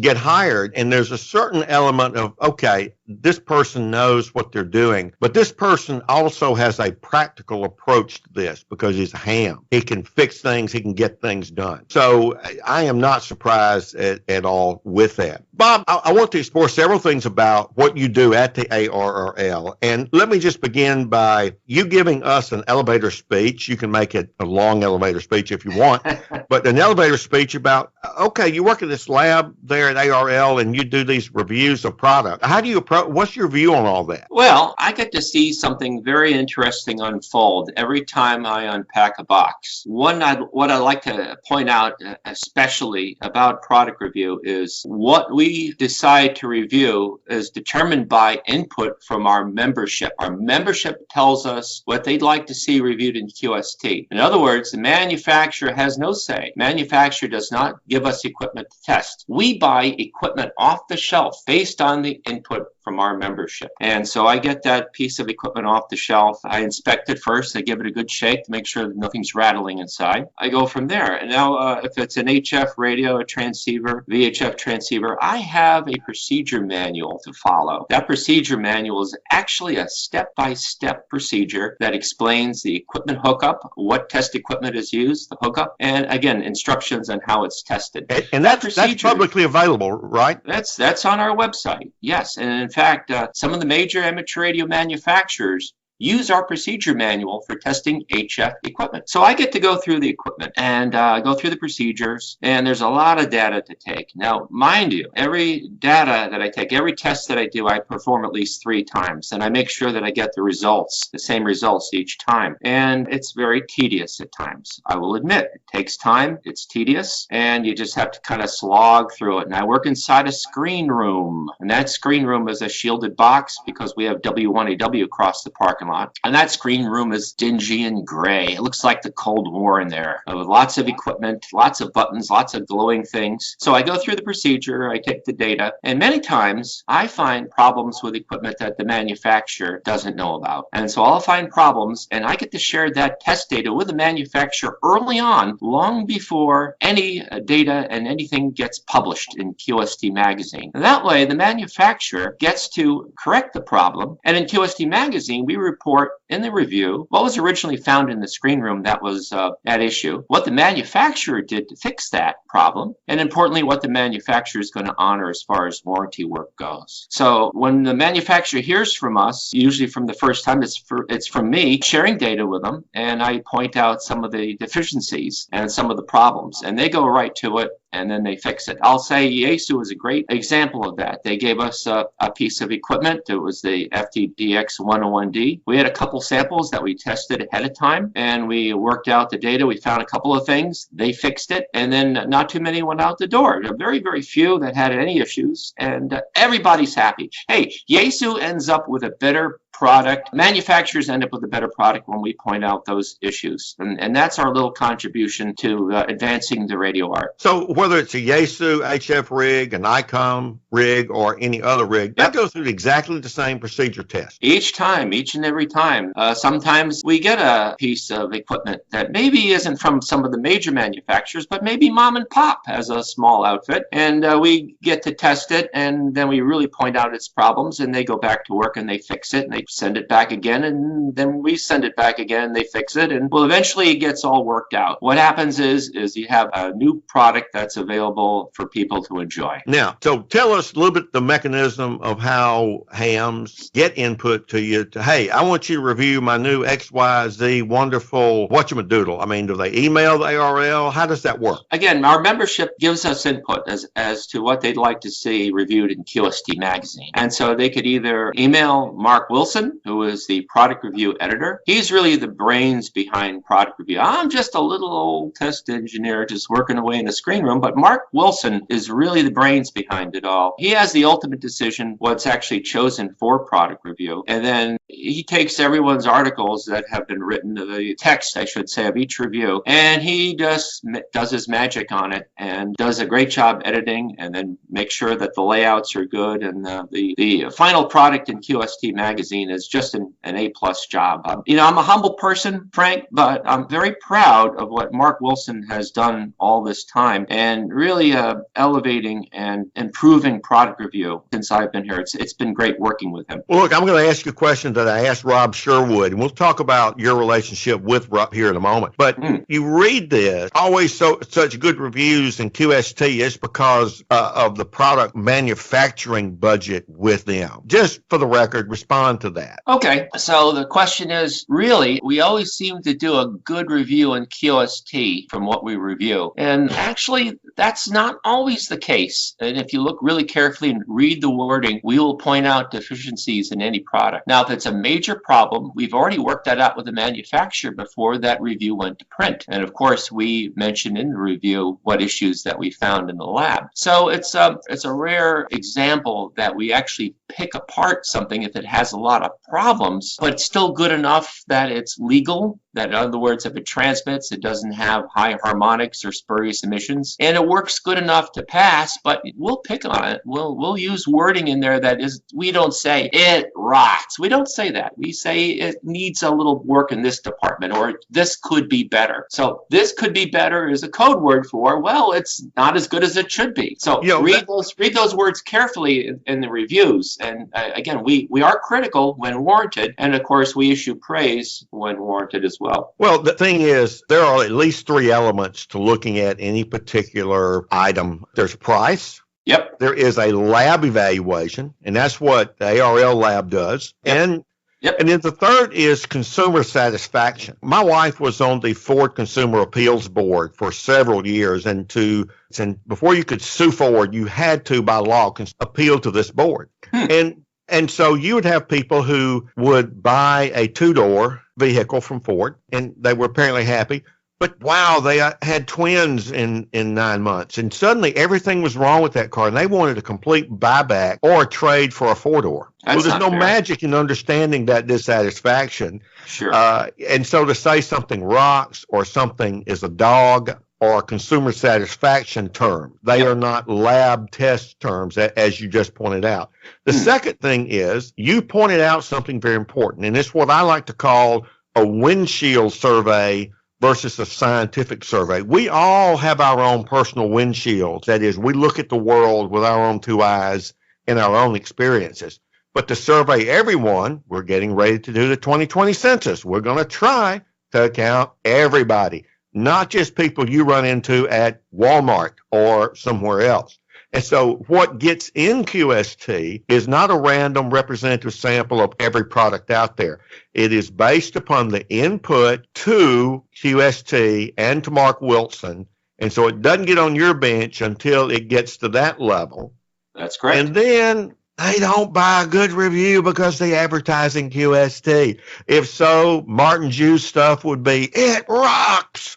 Always. Fair enough? Sure, that's fair. But again, MFJ has come a long way with their production quality. I've been here 11 and a half, going on 12 years. And I would say they have some excellent engineers, and they do fill a certain niche here. So overall, I give MFJ good marks. And of course, you know, we always had that little joke of there was something rattling inside. We'd always have to open it up and stuff. But that was the first test, the shake test. That was a while ago, though. And I would say sincerely that they've come a long way. Their antenna tuners have done a decent job for sure. And they're innovative with the amount of products that are actually, they actually manufacture as well. They seem to have their pulse on what amateurs need, and they try to do it for a bargain price too. So that's an important function in amateur radio today. Well, what's important about the integrity and point I wanted to underscore is simply, and I pointed out MFJ simply because they tend to buy a lot of pages in QST. They're not the only one, but that has no relationship to the bench review in the lab. And I just want to underscore that point because you'll read that and people will say that, but they use the subjective criteria of it rocks or it's a dog or whatever. And the manufacturers have absolutely no say on the final review. I mean, if we can be very, very critical on that, they do get to see the review before it gets published, but that's only for them to check errors and omissions. Okay, so they make sure that, you know, we haven't left out an important feature, and maybe the reviewer overlooked something or misquoted something. So the manufacturer gets to correct that. Now, if there is genuinely something that we find in the lab with testing, or the reviewer finds it at their shack back at their home, if they find it, they'll report on that and they'll write about that. And of course, I'll report on that too as far as the test results go. But the manufacturer has absolutely no say in the product review, except for maybe when we make an error and an omission. So their eyes get to review it. Of course, I share the test data. As soon as I get it, I ship it over to them and they get to look it over. And to be fair, I retest anything that they would like me to retest. And if there's an issue, then they go back to their engineers and they work on it. And I think that's a pretty good system. Well, that is a good system. And I think the FCC, when they do type acceptance, does something similar. And you have other reviews, Underwriter's Laboratory, you know, that famous green sticker on so many AC power cords. Well, wait a minute. We don't get to blow up radios here in the lab. That'd be kind of fun. Like how much we could torture an antenna tuner. That would be that'd be fun. But no, Bob, hams get to do that because they don't read the manual. And that's one of the things about subjective reviews. What I call consumer satisfaction is so much of that is operator error. They don't read the manual. I had a power supply that I blew up on the Mississippi QSO Party because I didn't read the manual. It's 25 amp peak, 20 continuous. And I was running 23 over and over and over and over and over again. And finally, the power amp blew. Now, should I have gotten upset? Well, I got upset at the fact that my power supply went out. But I was more upset at the fact that I didn't read the manual. And you know what? That unnamed manufacturer, even though I was in error, gave me a new one. Wow. Well, now you've brought up a point that is one of my challenges. Could you imagine when the average ham buys a new piece of equipment, it takes quite a long time for them to get used to it, familiar with all the buttons, the bells and the whistles. I get pieces of equipment in here all the time, and I have to learn every single one so I could test it properly. And I have to read the manual thoroughly before I go through any transceiver. So it is very important to actually take the time and read the directions and the instructions. Enjoy it.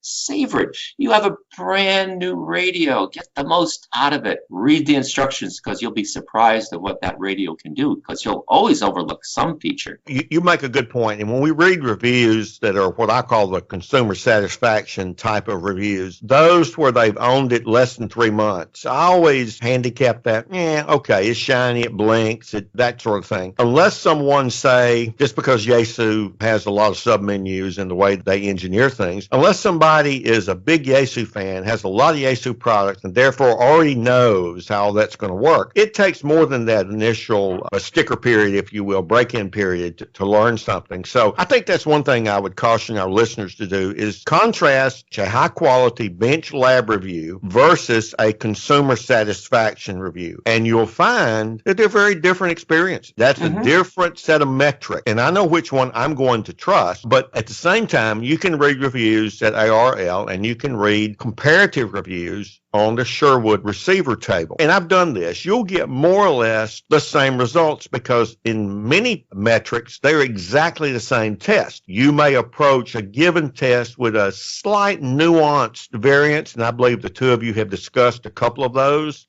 but you're going to get a very similar test results from the bench as opposed to a subjective satisfaction. Fair enough? Yep, that's very fair. Rob and I share data back and forth. It's comforting for each of us to know that we've got about the same results. And we have another gentleman named Adam Farson, who also is a test engineer, and he helps out from time to time too. So that and Dr. Ulrich Rohde is also a consultant for our laboratory if we have any issues with testing. Back to Rob Sherwood. Fine guy. He really, sincerely, like the ARRL, is working for the benefit of amateur radio because of his reviews and because of our reviews here too. We've kind of pushed the envelope. Over the years, we've published reviews, Rob's published results, and that's caused competition amongst the manufacturers. There was a race to who could have the highest dynamic ranges. Everyone thought that third order IMD dynamic range was really the cat's meow, but in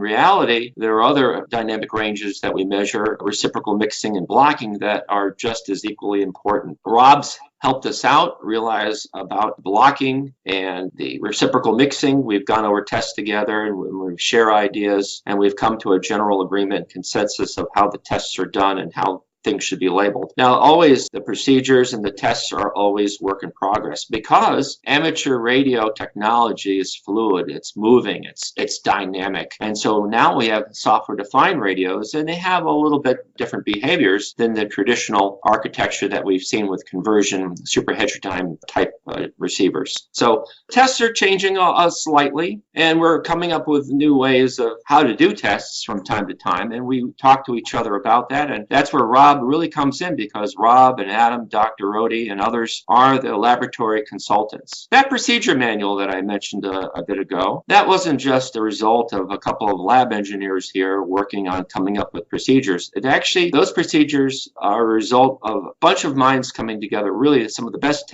test engineer minds in the world coming together to come up with those procedures that we use here in this laboratory. And we're very, very fortunate that we have such great help and great consultants. Now, there's lots of help out there, whether it's ARRL and its consultants and everybody else's realm. They have a ham club, and they have a whole bunch of people in the ham club that are usually willing to help out. So, don't work on your own. If you have trouble with anything, kind of seek out your local ham club, seek out a group, seek out the experts. We can't all be experts. If you're brand new, you have to realize that it's very intimidating and overwhelming when you start out. There's so much to it.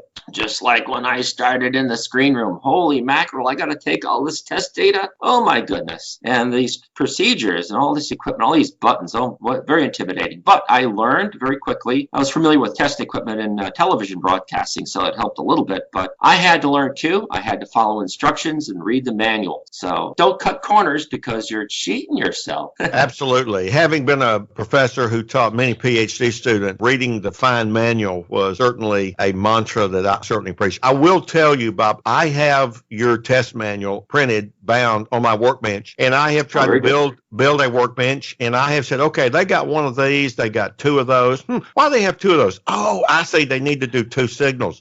So I've tried to use your manual to guide my workbench. Yeah, we use 3 signal generators for our IMD test, sometimes 4, but absolutely. And my metaphor of one of these and 2 of those was I went about using that kind of as a shopping list, and then I would read books like Robert Whitty's book on measurement equipment. He worked at HP and some others like that. Say, okay, what does this do? What are the parameters of what this particular device will do, and what can I afford? So I've gone through that process to get sort of my workbench where I wanted it versus my pocketbook, because you can only spend several $1,000,000 if you just buy whatever, So now I want to transition. Price is another thing. If price were everything, we'd all buy Hilberling, because they cost the most. So one of the things I've talked with Rob Sherwood about, I'm a statistician by training and practice. One of the things I'm going to do is a 3D mesh graph where you've got lab review, price and EHAM consumer satisfaction scores,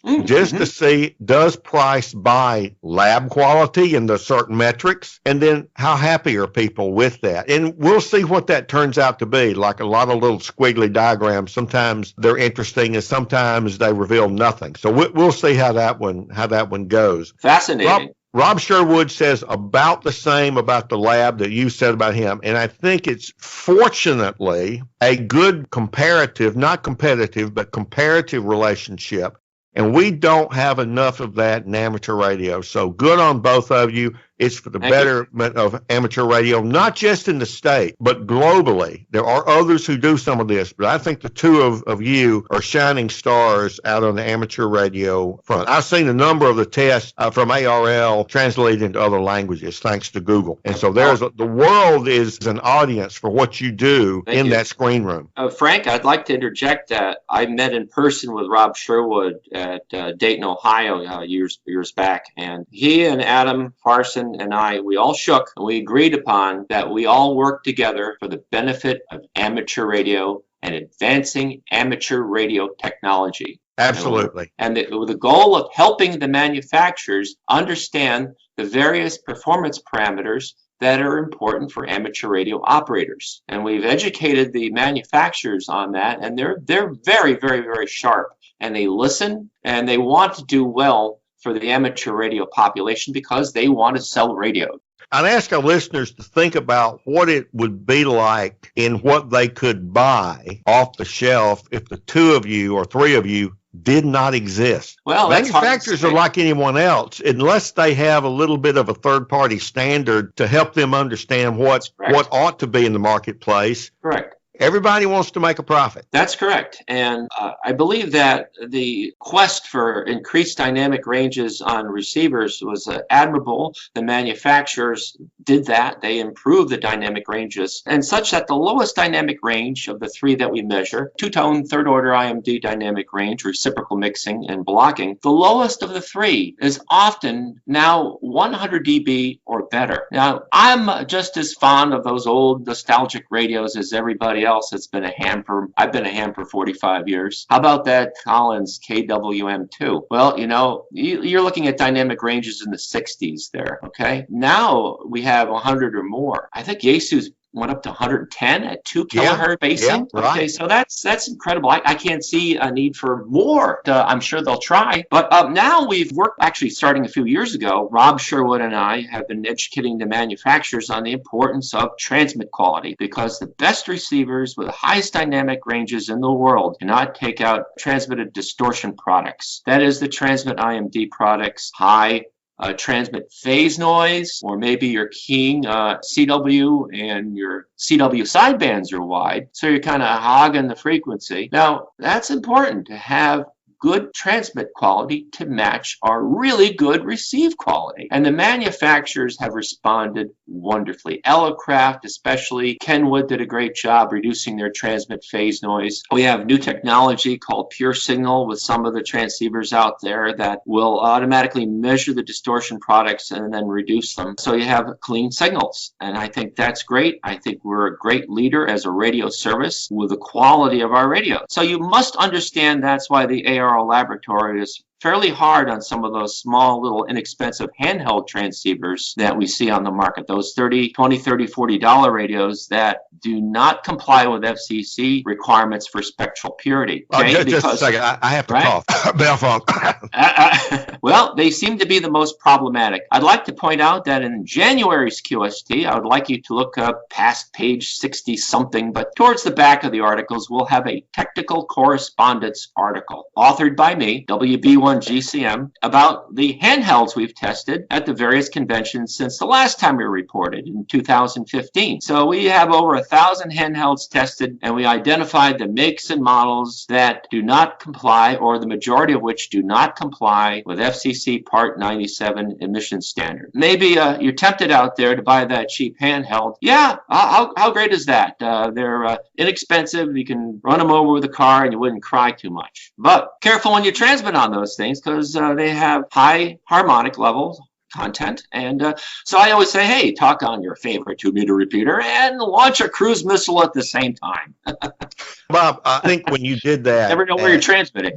At Dayton, you had a tremendous turnout because I think you had a situation where people could bring their HT by and you could test it. And I think that was kind of an on-demand test service of the lab, and it proved to be very, very popular. Let me also point out readers to the current issue of QST, and you'll see an article by none other than Rob Sherwood about cleaning up your transmit quality. And it's my club meeting, the Central Mississippi Amateur Radio Association, last night met. I'm the VP for programming, and we were talking about programs for the year, and Rob will be one of our speakers by Skype, and he'll be talking about that. And I showed them that article. I was amazed and surprised in a positive way that 80% of those in attendance at my club meeting last night, that was the first article they read in this month's QST. All right. It's good. So I thought that's a good thing. We really wanted Rob Sherwood to be in QST magazine because what he has to say is very, very important. What he says, the manufacturers listen to, and it's really good to have another voice out there besides us tell the manufacturer what is desirable in amateur radio transceiver performance. Absolutely. All right, I want to transition a little bit. You know, I have the advantage of seeing part of the lab behind you, and our listeners don't. But I know that in my experience in learning a piece of test gear, whether it's a spec analyzer or an oscope or a multimeter or whatever, each one, like a transceiver, sort of has its own personality. What's your favorite? You may not have one favorite, but what's your favorite piece of lab test gear? And tell us about its personality. Okay.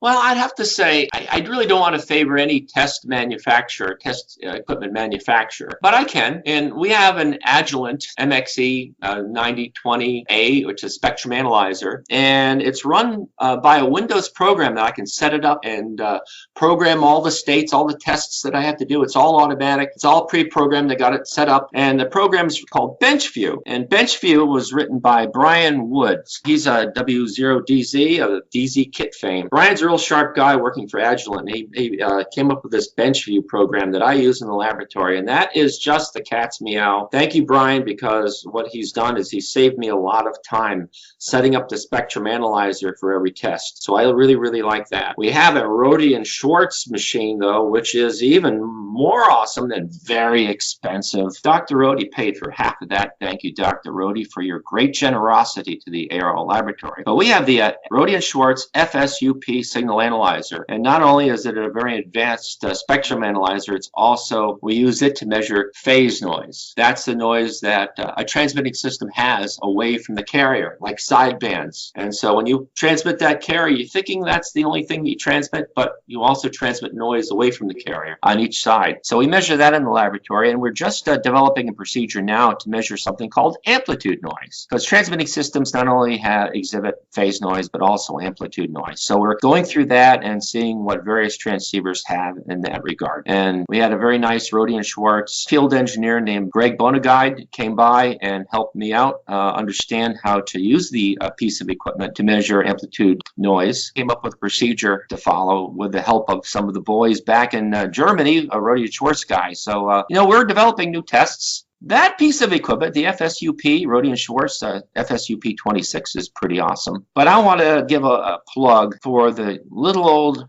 Regal. The Regal DSA 815 TG, inexpensive spectrum analyzer, 0 to 1.5 gigahertz with a tracking generator built in. We've used those extensively on all of our field measurements, especially at conventions measuring handheld emissions. That's a pretty nice piece of test equipment to go out in the field. It's at a price point. It's at a price point where hams more or less could afford one if they wanted to make that a priority. Yeah, and also I want to point out that test equipment is becoming more and more reasonable and is becoming more software defined, such that you plug this little box into a USB port in your PC, and now you have a 2-port VNA that you can use, or a power sensor. It's 10 analyzers. It's great what is available out there now, and the price seems to be going down all the time. So the average ham, if they want to delve into the more technical side of measuring, it's becoming more affordable. In the past, a spectrum analyzer analyzer would involve tens of thousands of dollars, and only the biggest shops would have that, or the manufacturers or universities. One of the things that you mentioned, I want to point out to our listeners, is whether it's Benchvue at Agilent or another, Wriggle has their own software, and so does Siglent. And one of the neat things is that by doing the program test, you've got the script worked out. It does exactly what you think it's going to do, and you do that each and every time. That cuts down human errors of turning knobs, looking at analog signals on a screen, and writing down numbers. You get that squirted over into an Excel spreadsheet or another format into your PC, and then you're off to the races. And you can use a lot of plotting software, and you have those data saved so that when someone else says, no, Bob, I got something different, you go, okay, well, here's my data. I mean, you're not talking about a subjective eyeball of a screen. You've got numbers. And that is a step in science, in all sciences, that when one does that. And in this particular case, bench engineering, it's a dramatic improvement over the tried and true and favored your dad's Oldsmobile Tech 2213 O-scope. That's wonderful, but it doesn't squirt the numbers over into a spreadsheet form. Well, I'll tell you, honestly, I have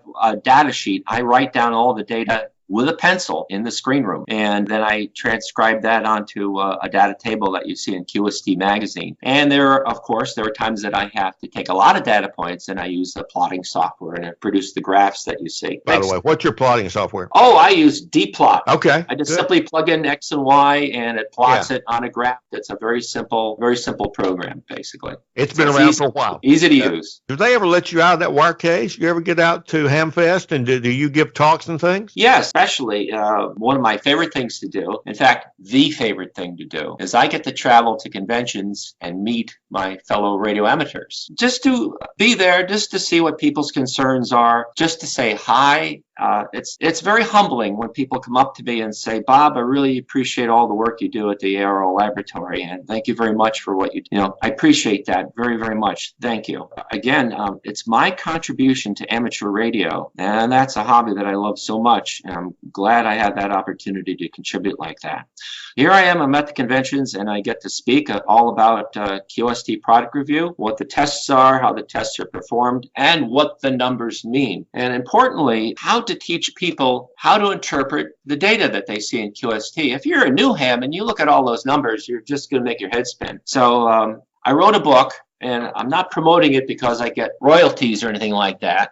I spent the money long ago, that little money that they gave me to write that book. But I wrote a book. Most people don't realize that authors get about 10% max, unless you're John Grisham. You get more. Oh, I just got a little flat fee. And well, I wrote the book. It's called Amateur Radio Transceiver Performance Testing. It's an ARRL. I have a copy. That book I wrote because I saw the need for people so they could understand what those numbers mean that they see in QST that are published.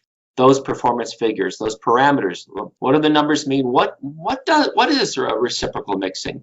For instance, dynamic range. What is that? Those terms are explained, the tests are explained, and then some in that book. You won't promote it, but I will. I have a copy of that book. I enjoyed it greatly, and it distinguishes third order intercept from third quarter interception. I mean, sometimes hams get confused. That's a football term, and it's usually bad, third quarter interception versus a third order intercept. And I highly recommend it.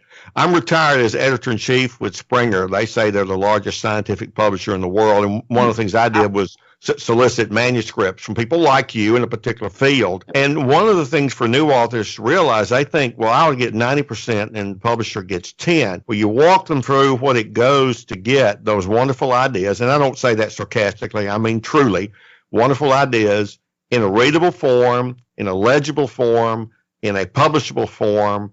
Get it published mechanically, get it out into the distribution channel, and get it out to people who want to buy it. It takes a lot of stuff to do it. And one of the things I want to add is that the ARRL does a great job with its publishing side of things to get new topics out there. If it's Arduino, you find someone like Glenn Popiel. You find someone like you who does the work in their own lab to do a book to explain these things. So I have that book, and I highly recommend it for anyone who's interested in bench testing their equipment. And that's a result. That book is a result of me going out to conventions, meeting with radio amateurs, shaking their hand, getting feedback from them, and them telling me that, gee, what do all these numbers mean? I came to this forum of yours to learn all about amateur radio testing, and still all these numbers are very confusing. So I could see the need for that book. It's because we have the pulse on radio amateurs. We actually, as staff members and the other authors, they actually go out and they talk to other hams. They see what their desires, their needs are, their requirements, and where they lack understanding. And we try to fill in those gaps, those cracks with our publications. And gosh, there's a lot of books, especially out in the lobby out there. Very much so. Long time ago, as the Star Wars universe says, in a galaxy far, far away, when I was 20 years old, I used some other people's money and built a small AM daytime or commercial station. I had built the FM station at the college I was at. They got that boy over to the college to build the commercial station. I had a Gates transmitter, and I understand you know a little bit of something about Gates transmitters. Well, we happen to have a Gates BC1T 1 kilowatt broadcast transmitter here. Now, I'm involved with the Radio Museum locally here in Connecticut. It's the Vintage Radio and Communications Museum of Connecticut. It's up in Windsor, just above Hartford. It's not too far away from Bradley Field. So if you're in town up at Bradley and you're looking for killing an hour or two, stop by the museum. I'm affiliated with them. I'll just start the story with that. I got a call here at the ARRL laboratory from the National Capital Museum of Radio and Television in Bowie, Maryland. And they said, Bob, we have this old Gates transmitter. Is that something you guys would like up there in the laboratory? And I said, well, let me think about that. In the meantime, our CEO at the time, Tom Gallagher, said, Bobby, get me one of those transmitters. And so, yeah, well, we did. We decided we'd get a hold of that Gates, but the museum up in Windsor wanted that transmitter too. So we worked out a nice little deal that the museum up in Windsor actually owns that transmitter, but they restored it and they keep it here. We get to promote their museum, and of course, what we do and what we do best when we're up at that museum, we promote the American Radio Relay League. So I call that a great promotional tool. And the BC1T was restored by the volunteers at the museum up in Windsor, and did a great job restoring it back to its original broadcast configuration. Originally, it was at KPGE in Page, Arizona, playing country music for 30 years, from 1965 to 1995, and ended up with a ham who eventually moved to Maryland, and it rode on the back of a trailer on its back, bumping all the way from Arizona to Maryland. And they stored it for a while and decided, well, it ended up at the museum, National Capital Museum of Radio and Television. It ended up as surplus there. They called us, of course, and then we accepted it, and then we brought it here, and the museum guys restored it. Then after it was running continuously into a dummy load for a couple of days, we decided it was stable, it was reliable. We asked Tim Smith, WA1HLR, AM expert up here in the Northeast, to convert that Gates transmitter to the 160 meter and 75 meter AM sections of the amateur bands. And Tim did a great job reworking all the tune sections to make it resonate where it should. And now we have a fine broadcast transmitter here, converted for amateur use, running 375 watts of carrier to make it 1.5 kilowatts PEP. And we have a really super good audio chain leading up to that, with including an equalizer to control the transmitted bandwidth. And so our attitudes, of course, with the bandwidth is if the band is nice and quiet, you'll go ahead and experiment and spread out a bit. But when it gets really busy, especially at night, tuck it in a little bit and narrow up the bandwidth, and make some channels for some of the other AMers. So I think that little bit of word has gotten out in the amateur community. That's been helpful. You know, years ago, we had a bad reputation with the AMers. ARRL was against AM, and there were some directors in the past that said some things about AM that people never forget. And so with that, with this AM transmitter, we wanted to finally just kill that old feeling that we're anti-AM. We're not. ARRL, and I will say this with the utmost authority, the ARRL is for any mode that radio amateurs enjoy, including amplitude modulation. We have this fine transmitter here that we put on the air, and we participate as W1AW and many of the AM rallies and AM operating events, so just a few times a year. And we have guest operators come here to do the operations. It's been great, a lot of fun. We've actually gotten all the way out to California, the West Coast, on 80 meters at night here with that Gates transmitter. And a dipole above the parking lot.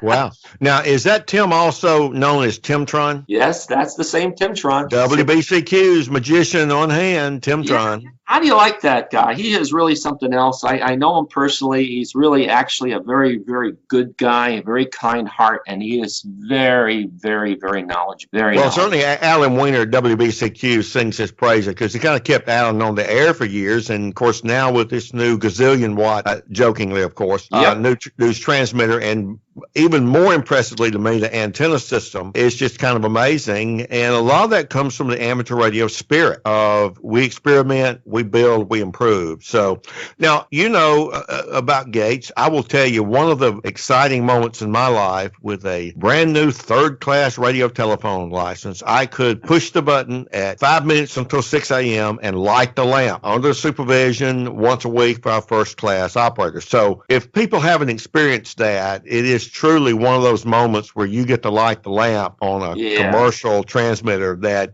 really gets you jazzed. But I understand you're going to be giving a talk in January about Gates and the ARRL and this transmitter. Is that right? That's right. Usually I give very complicated talks about numbers and performance parameters, but this time in St. Louis, I'm going to talk about our Gates story, how it came about, how the conversion came about, and its restoration. Should be pretty interesting. I'm working on that presentation actually as we speak here in my office, and I'm really looking forward to sharing that with everybody because it's a great story because we really repurposed a wonderful old broadcast antique, and it seems to be very, very reliable. And again, it's capable of a kilowatt, but it's just kind of loafing along at 375, and it should last indefinitely at that power level. And what tubes cost, it appreciates your loafing it along there, I'm sure. Listen, to give a plug in, Bob Allison will be at the West Shum W9DYV Radio Symposium, which will be Friday, January 24th at the St. Louis Hamfest called Winterfest 2020. And it'll be at the Gateway Center in Collinsville, Illinois. The ARRL will have DX banquet there. Some guy named Ward, I think his name is, will be the MC for that. Howard Mickle will be there and a host of others. That is emerging as a major powerhouse regional hamfest. And so I encourage you to, if you're in anywhere and you want to come. But certainly if you're in mid-America, St. Louis is within a day's drive from every place from Chicago to Wichita to Huntsville, Alabama to whatever. So I encourage you because a lot of what we might call the vintage technology and what I would call the vintage culture, the understanding of the context of those pieces of equipment, as Bob has just laid out for our listeners, you'll get to relive that with a number, of people. And for those who don't know who Wes Shum was, he's silent key now. Many, Bob Howell being one of them, would say he's the father of single sideband. It's kind of hard to put your finger on. Did Gerald Youngblood invent SDR? No, but he made it commercially viable in the amateur radio space. So it's a little like that. You could quibble over who invented single sideband, but certainly Wes Shum's Central Electronics, later acquired by Zenith, made it viable in the market space. So you'll have Nick Tusa, K4FMH, talking about his longtime friend, Wes Shum, and to commemorate that and to expound upon it and to continue it. And guess what? There's a rumor that the first speaker will be on SDR. So just like single sideband, SDR might be that next revolutionary point in the history of the technology, and therefore I call it the technological culture of amateur radio. And Bob Allison will be one of the speakers talking about this story on ARRL and the Gates transmitter. Bob, I see behind you, but our listeners can't, a vintage Kenwood rig, it looks like there for some purpose. And I want to make sure our listeners know this, that it isn't just the fanciest, latest stuff that you have in there, because I'm sure you do comparative tests. And behind you, you've got some other vintage gear. And having this on hand to do comparisons, you've thrown out some numbers like the Collins KW might give you 60 dB. Now Yaesu jumps in at 110. It's important for you to have the older stuff there on hand to do some of these comparisons, isn't it? Well, we have test data going all the way back to 1980 in QST magazine. So if you're a member of the ARRL, you have access to all the product reviews all the way back to 1980. But the radios that you see through the window behind me in the laboratory are actually radios that have been donated to the ARRL. You see, unfortunately, silent keys happen and their radios end up here. We accept donations of radio equipment. What we do is we have volunteers in the laboratory that actually refurbish the equipment. They'll do the repairs needed. They'll clean them all up and they'll get them ship-shape for repurposing. Some of those radios you might have seen on our ARRL online auction, which ended at the end of October. So next October, we'll have more of that stuff that's been donated. But we get equipment in here that can go a couple places. It can get sold on an auction, or we keep it if it's a real museum piece. And what we occasionally get in is something incredibly unique or rare. And that goes into our historical collection. The ARRL actually has historical equipment and historical paper or ephemera collection. And that's just our archives. We keep equipment and paperwork that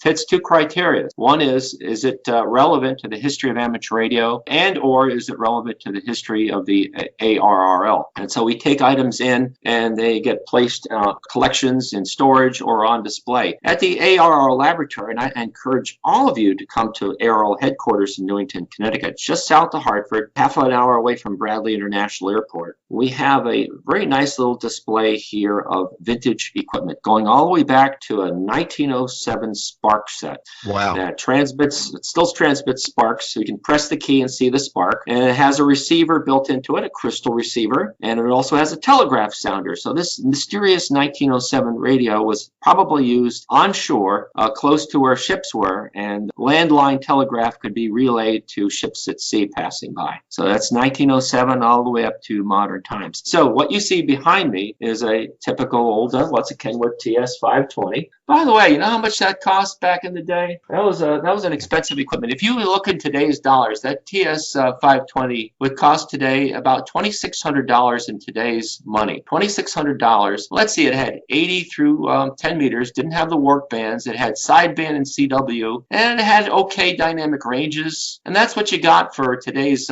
value of $2,600. So I know equipment seems expensive today, but the value that you get and the performance that you get with today's modern equipment is really incredible. And it's great to see the changes of technology from when I started, the TS520. I've been a ham since 74. I think that came out in 1974. But that radio is a good old timer. It still runs, and maybe you at home will own it if you see it on our online auction next October.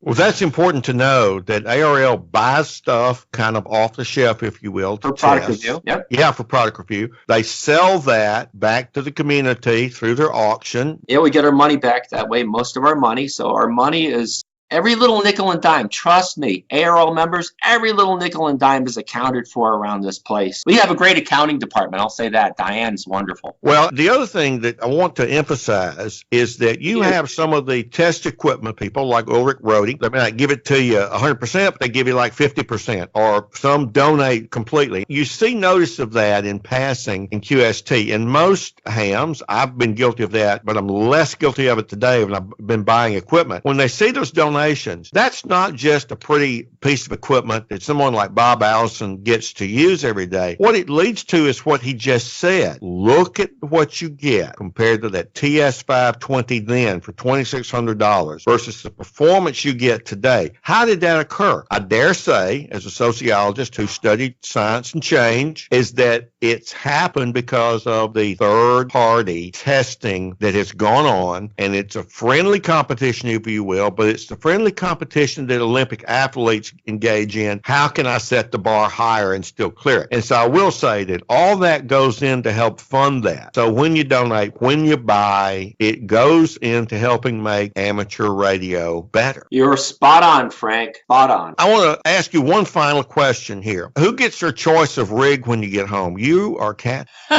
Well, it all depends. If we have a rare DX on there, I always let Kathy go first. Ladies first. And by the way, she's worked more places around the world than I have because she has this lovely radio voice, which seems to penetrate through all circumstances. So she's she's pretty good. Well, with the sex ratio in ham radio being what it is, when you have a feminine voice online, it does attract. It causes a pileup and certainly cuts through a pileup. Being hams together, who was the ham first, you or she? I was, yeah. 1974, and Kathy got her license in 1988. Right, this was after you were married and that sort of thing? Yeah, we've been married 35 years, 1984. She said she would never be a ham, Frank. Never. Not in a million years. I've heard that in my household. But listen to this great story. There was one night I came home. It was 1988, and she says, Bob, I have something to tell you. Now, mind you, I'm second shift, so it's 1 o'clock in the morning. She stayed up, and she's there waiting to tell me something. She says, Bob, I have something to tell you. I'm like, uh-oh. My call sign is K1RWY.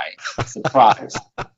She had gone to the ham club while I'm working at night. She had gone to the ham club and hooked up with them and learned all about amateur radio and did her 5 words a minute and got her novice license. Now, you heard it here first on the ICQ podcast. If your spouse is outside hooking up while you're working, it may not always be a bad thing. That's right. And she made some great friends along the way that are still friends of us, of ours today. And that's really great. And so she liked amateur radio enough that she actually wanted to work here. And that's her contribution, and she supports Logbook of the World. She helps support the contest branch and helps with clubs, the 2,000 plus ARRL affiliated clubs that need servicing. So she does that work. So we commute in together every day, back and forth, and we talk shop, of course. Mostly it's good. Anything else that you'd like our listeners to know about the ARRL lab? Yes, I want to make sure that I mention our other lab members here, and they really need mentioning. Of course, our laboratory manager is Ed Hare, W1RFI. Ed's responsible for battling down broadband over power lines, BPL. If it wasn't for his insistence that the FCC's measurement methods were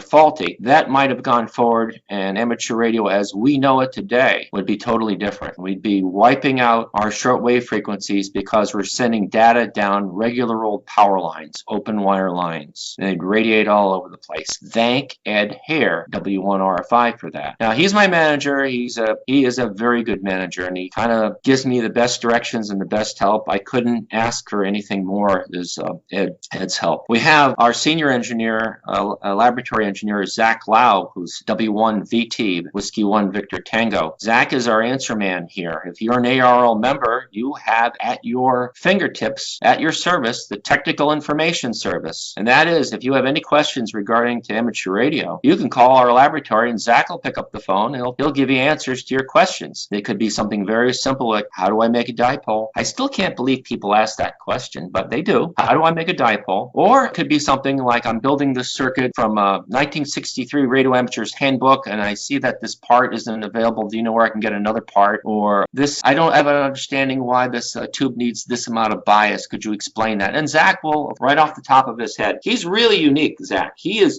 I guess I'm smart. Zach is really, really smart. Okay, hands down, and it's a real honor for me to work next to him. And then we have the other lab full-time staff member is Paul Cianciolo, W1VLF. He's our new RFI engineer. Used to be Mike Gruber, W1MG, but he had to retire. And we have W1VLF Paul, who handles RFI complaints. If you have noise, received noise, and you don't know what that is, you can go to our website, arrl.org/RFI, and search RFI, and you'll see our RFI webpage, which is very comprehensive. Read through that first, but if you can't figure out what your RFI source is, you can call us up at the laboratory and we'll help you out. And we've had great success working with manufacturers of some of the offenders like grow lights. We got the word out that grow lights cause a huge amount of interference. We published a couple articles on that, and the police picked up on that, and the police learned that they too could drive around with an AM radio and figure out who's growing those indoor crops. Okay, that was inadvertent work, not the intended purpose, but that's the result. And now it seems that the makers of grow lights are now putting filters in, or will offer additional filtering. So that's a plus there. Eaton circuit breakers. There was some Eaton breakers, circuit breakers, the RF sensing circuit breakers that were tripping in new subdivisions. And it was determined that this one design was very susceptible to amateur transmissions, especially in the 17-meter band. Eaton worked with us success. We discovered what the problem is. We duplicated in our laboratory, and we showed that to Eaton engineers who came here, and they went, ooh. And so now Eaton replaces circuit breakers in people's homes. They change them out. So that's a plus right there. So that's some of the work that the ARRL laboratory does. So look up Paul, W1VLF, if you have an RFI problem. If you need an answer to a technical question, Zach, W1VT. And if you want to congratulate Ed here, what a good guy he is managing this laboratory, W1RFI, please feel free to call or contact Ed. And for me, I'm always here. If you want to chat with me or you have any questions about product review or donating equipment, you're always welcome to get a hold of me. That's Bob Allison at ARRL.org. Love to hear from you, and thank you very much for your support. Bob, I want to thank you for your time. Time doing things like this, well, I think it's important. Our listeners, I'm sure, will think it's important. It does take time away from things like the presentation you're working on and the other tests you do. Well, I'm an antenna tuner out in the screen room right now. That it's a lot of fun testing antenna tuners. So maybe that gave you a little comic relief to do this. But I want to thank you for your time, and I want to thank you for the outreach that you're giving to our listeners to learn more about the ARRL test lab, what it's done today, and what it's done over the life of that lab to improve amateur radio. So I want to thank you so much for your time today. Thank you very much, Frank, for having me, and we'll keep doing the work that we do. 73, Frank. Bye for now. Well, Frank, thank you very much there for your kind interview arranged there with Bob Allison, Whiskey Bravo 1, Golf Charlie Mike there. Certainly extremely interested in his work there that he does, and so I'm sure everybody will get a lot of enjoyment from understanding Bob's processes and certainly the work that he's doing there for the hobby. So thank you very much, Frank, for arranging that for us. That's Frank Howell, Kilo 4, Foxtrot Mike Hotel. And certainly it's great. I know we're a great fan of the podcast being for amateurs by amateurs. I know it's always great to get features in. We're working on a couple others as well with some listeners as well, and we hope to bring over the next few weeks. And if anybody's got anything they would like to share that their club are doing or they've got a project set, they're more welcome to get in touch, aren't they? Certainly are, Colin, and I believe we may even have one from Bill. Bill's threatening to do a feature for us as well. So it's all looking good. Oh, fantastic. So keeping the sounds coming, keeping the different voices coming your way, and that's obviously of great use to us all. Well, as I say, we're on the home straight now, wrapping up for the show. So, of course, as always, we'd like to remind you of all the places you can go and catch up with us. So, obviously, catch up with us on our Facebook group or the website, icqpodcast.com. Our Twitter feeds at Colin Butler and at M1MRB as well for all the news and information over the next fortnight. As always, this episode's News Roundtable couldn't have happened without our wonderful friends and colleagues. So we'll thank Chris Howard, Mike 0 Tango Charlie Hotel, Frank Kilo 4 Foxtrot Mike Hotel, Ed DD5 Lima Papa, and Bill November 3 Juliet India X-Ray for taking part in the News Roundtable. Very much appreciated. Just in case you'd like to scar your eyes and see us visually, you can check out our YouTube channel at youtube.com/ICQ podcast. And as I say, we are working on a video there. It's a little bit delayed at the moment due to work pressures for myself. But as I say, there is certainly a major video coming very soon. So make sure you pop along there and subscribe to make sure you know when that's going to come available. And if you're interested but you're not a YouTube subscriber, the best way of keeping in touch with us is to sign up for our newsletter. So you can do it at icqpodcast.com, and we'll let you know when new stuff is coming to the website. And say for you to be interested. So that's always great to get people involved there and getting them involved from that the side of things. One other thing to let people know about, you may not know, but ICQ Podcast is available on other apps and services you may not necessarily think of. So we are available on apps like TuneIn Radio and Spotify, which also gives you the opportunity of streaming us through various smart speakers as well. So check out those apps, and if that's a better way for you to listen to the show, you're more than welcome to use those services as well to get involved with the show. Well, Dad, as I say, it's we're on the run-up now, aren't we? I know you're coming to Ireland very soon to help me out while I take a break for a few days in a couple of weeks' time. And I'm wondering if you've got anything planned for that trip you might like to tell anyone about when you travel over here for a few days. Well, when I'm over, apart from on granddad duty to make sure your house don't get trashed by your pair of teenagers, hi, I am also hoping to do a bit of radio work. So hoping to do a bit of HF. We've got a 2-meter 77s rig out there now, and we call in that I've got to install. And once that's installed, then we can then remove the 2 old bits of PMR kit for you out of the way, and that should make it really, really good. And so I'm actually very much looking forward to doing a bit of HF and a bit of VHF while I'm out there with you. Fantastic. Well, I'd say so. Anyone in Ireland, keep your ear out, and you may know what you might hear on the air around about the middle of December. So it'd be great for now. But in the meantime, you've obviously got a very important job to do, which is make a cup of tea for Mrs. B, and have a rummage there in the cupboard and see if there's nice bickies for her as well. Certainly will. Well, Mrs. B's on holiday this week, so she's not at work, but we'll sit down and enjoy a cup of tea shortly and go from there. So, yeah, all being well, Colin, everything's good. Wonderful. Well, listen, guys, we're Visual 73s, and we're going to catch up with you again in a fortnight's time, guys, and continue to enjoy the hobby, and catch you then. 73s all. 73.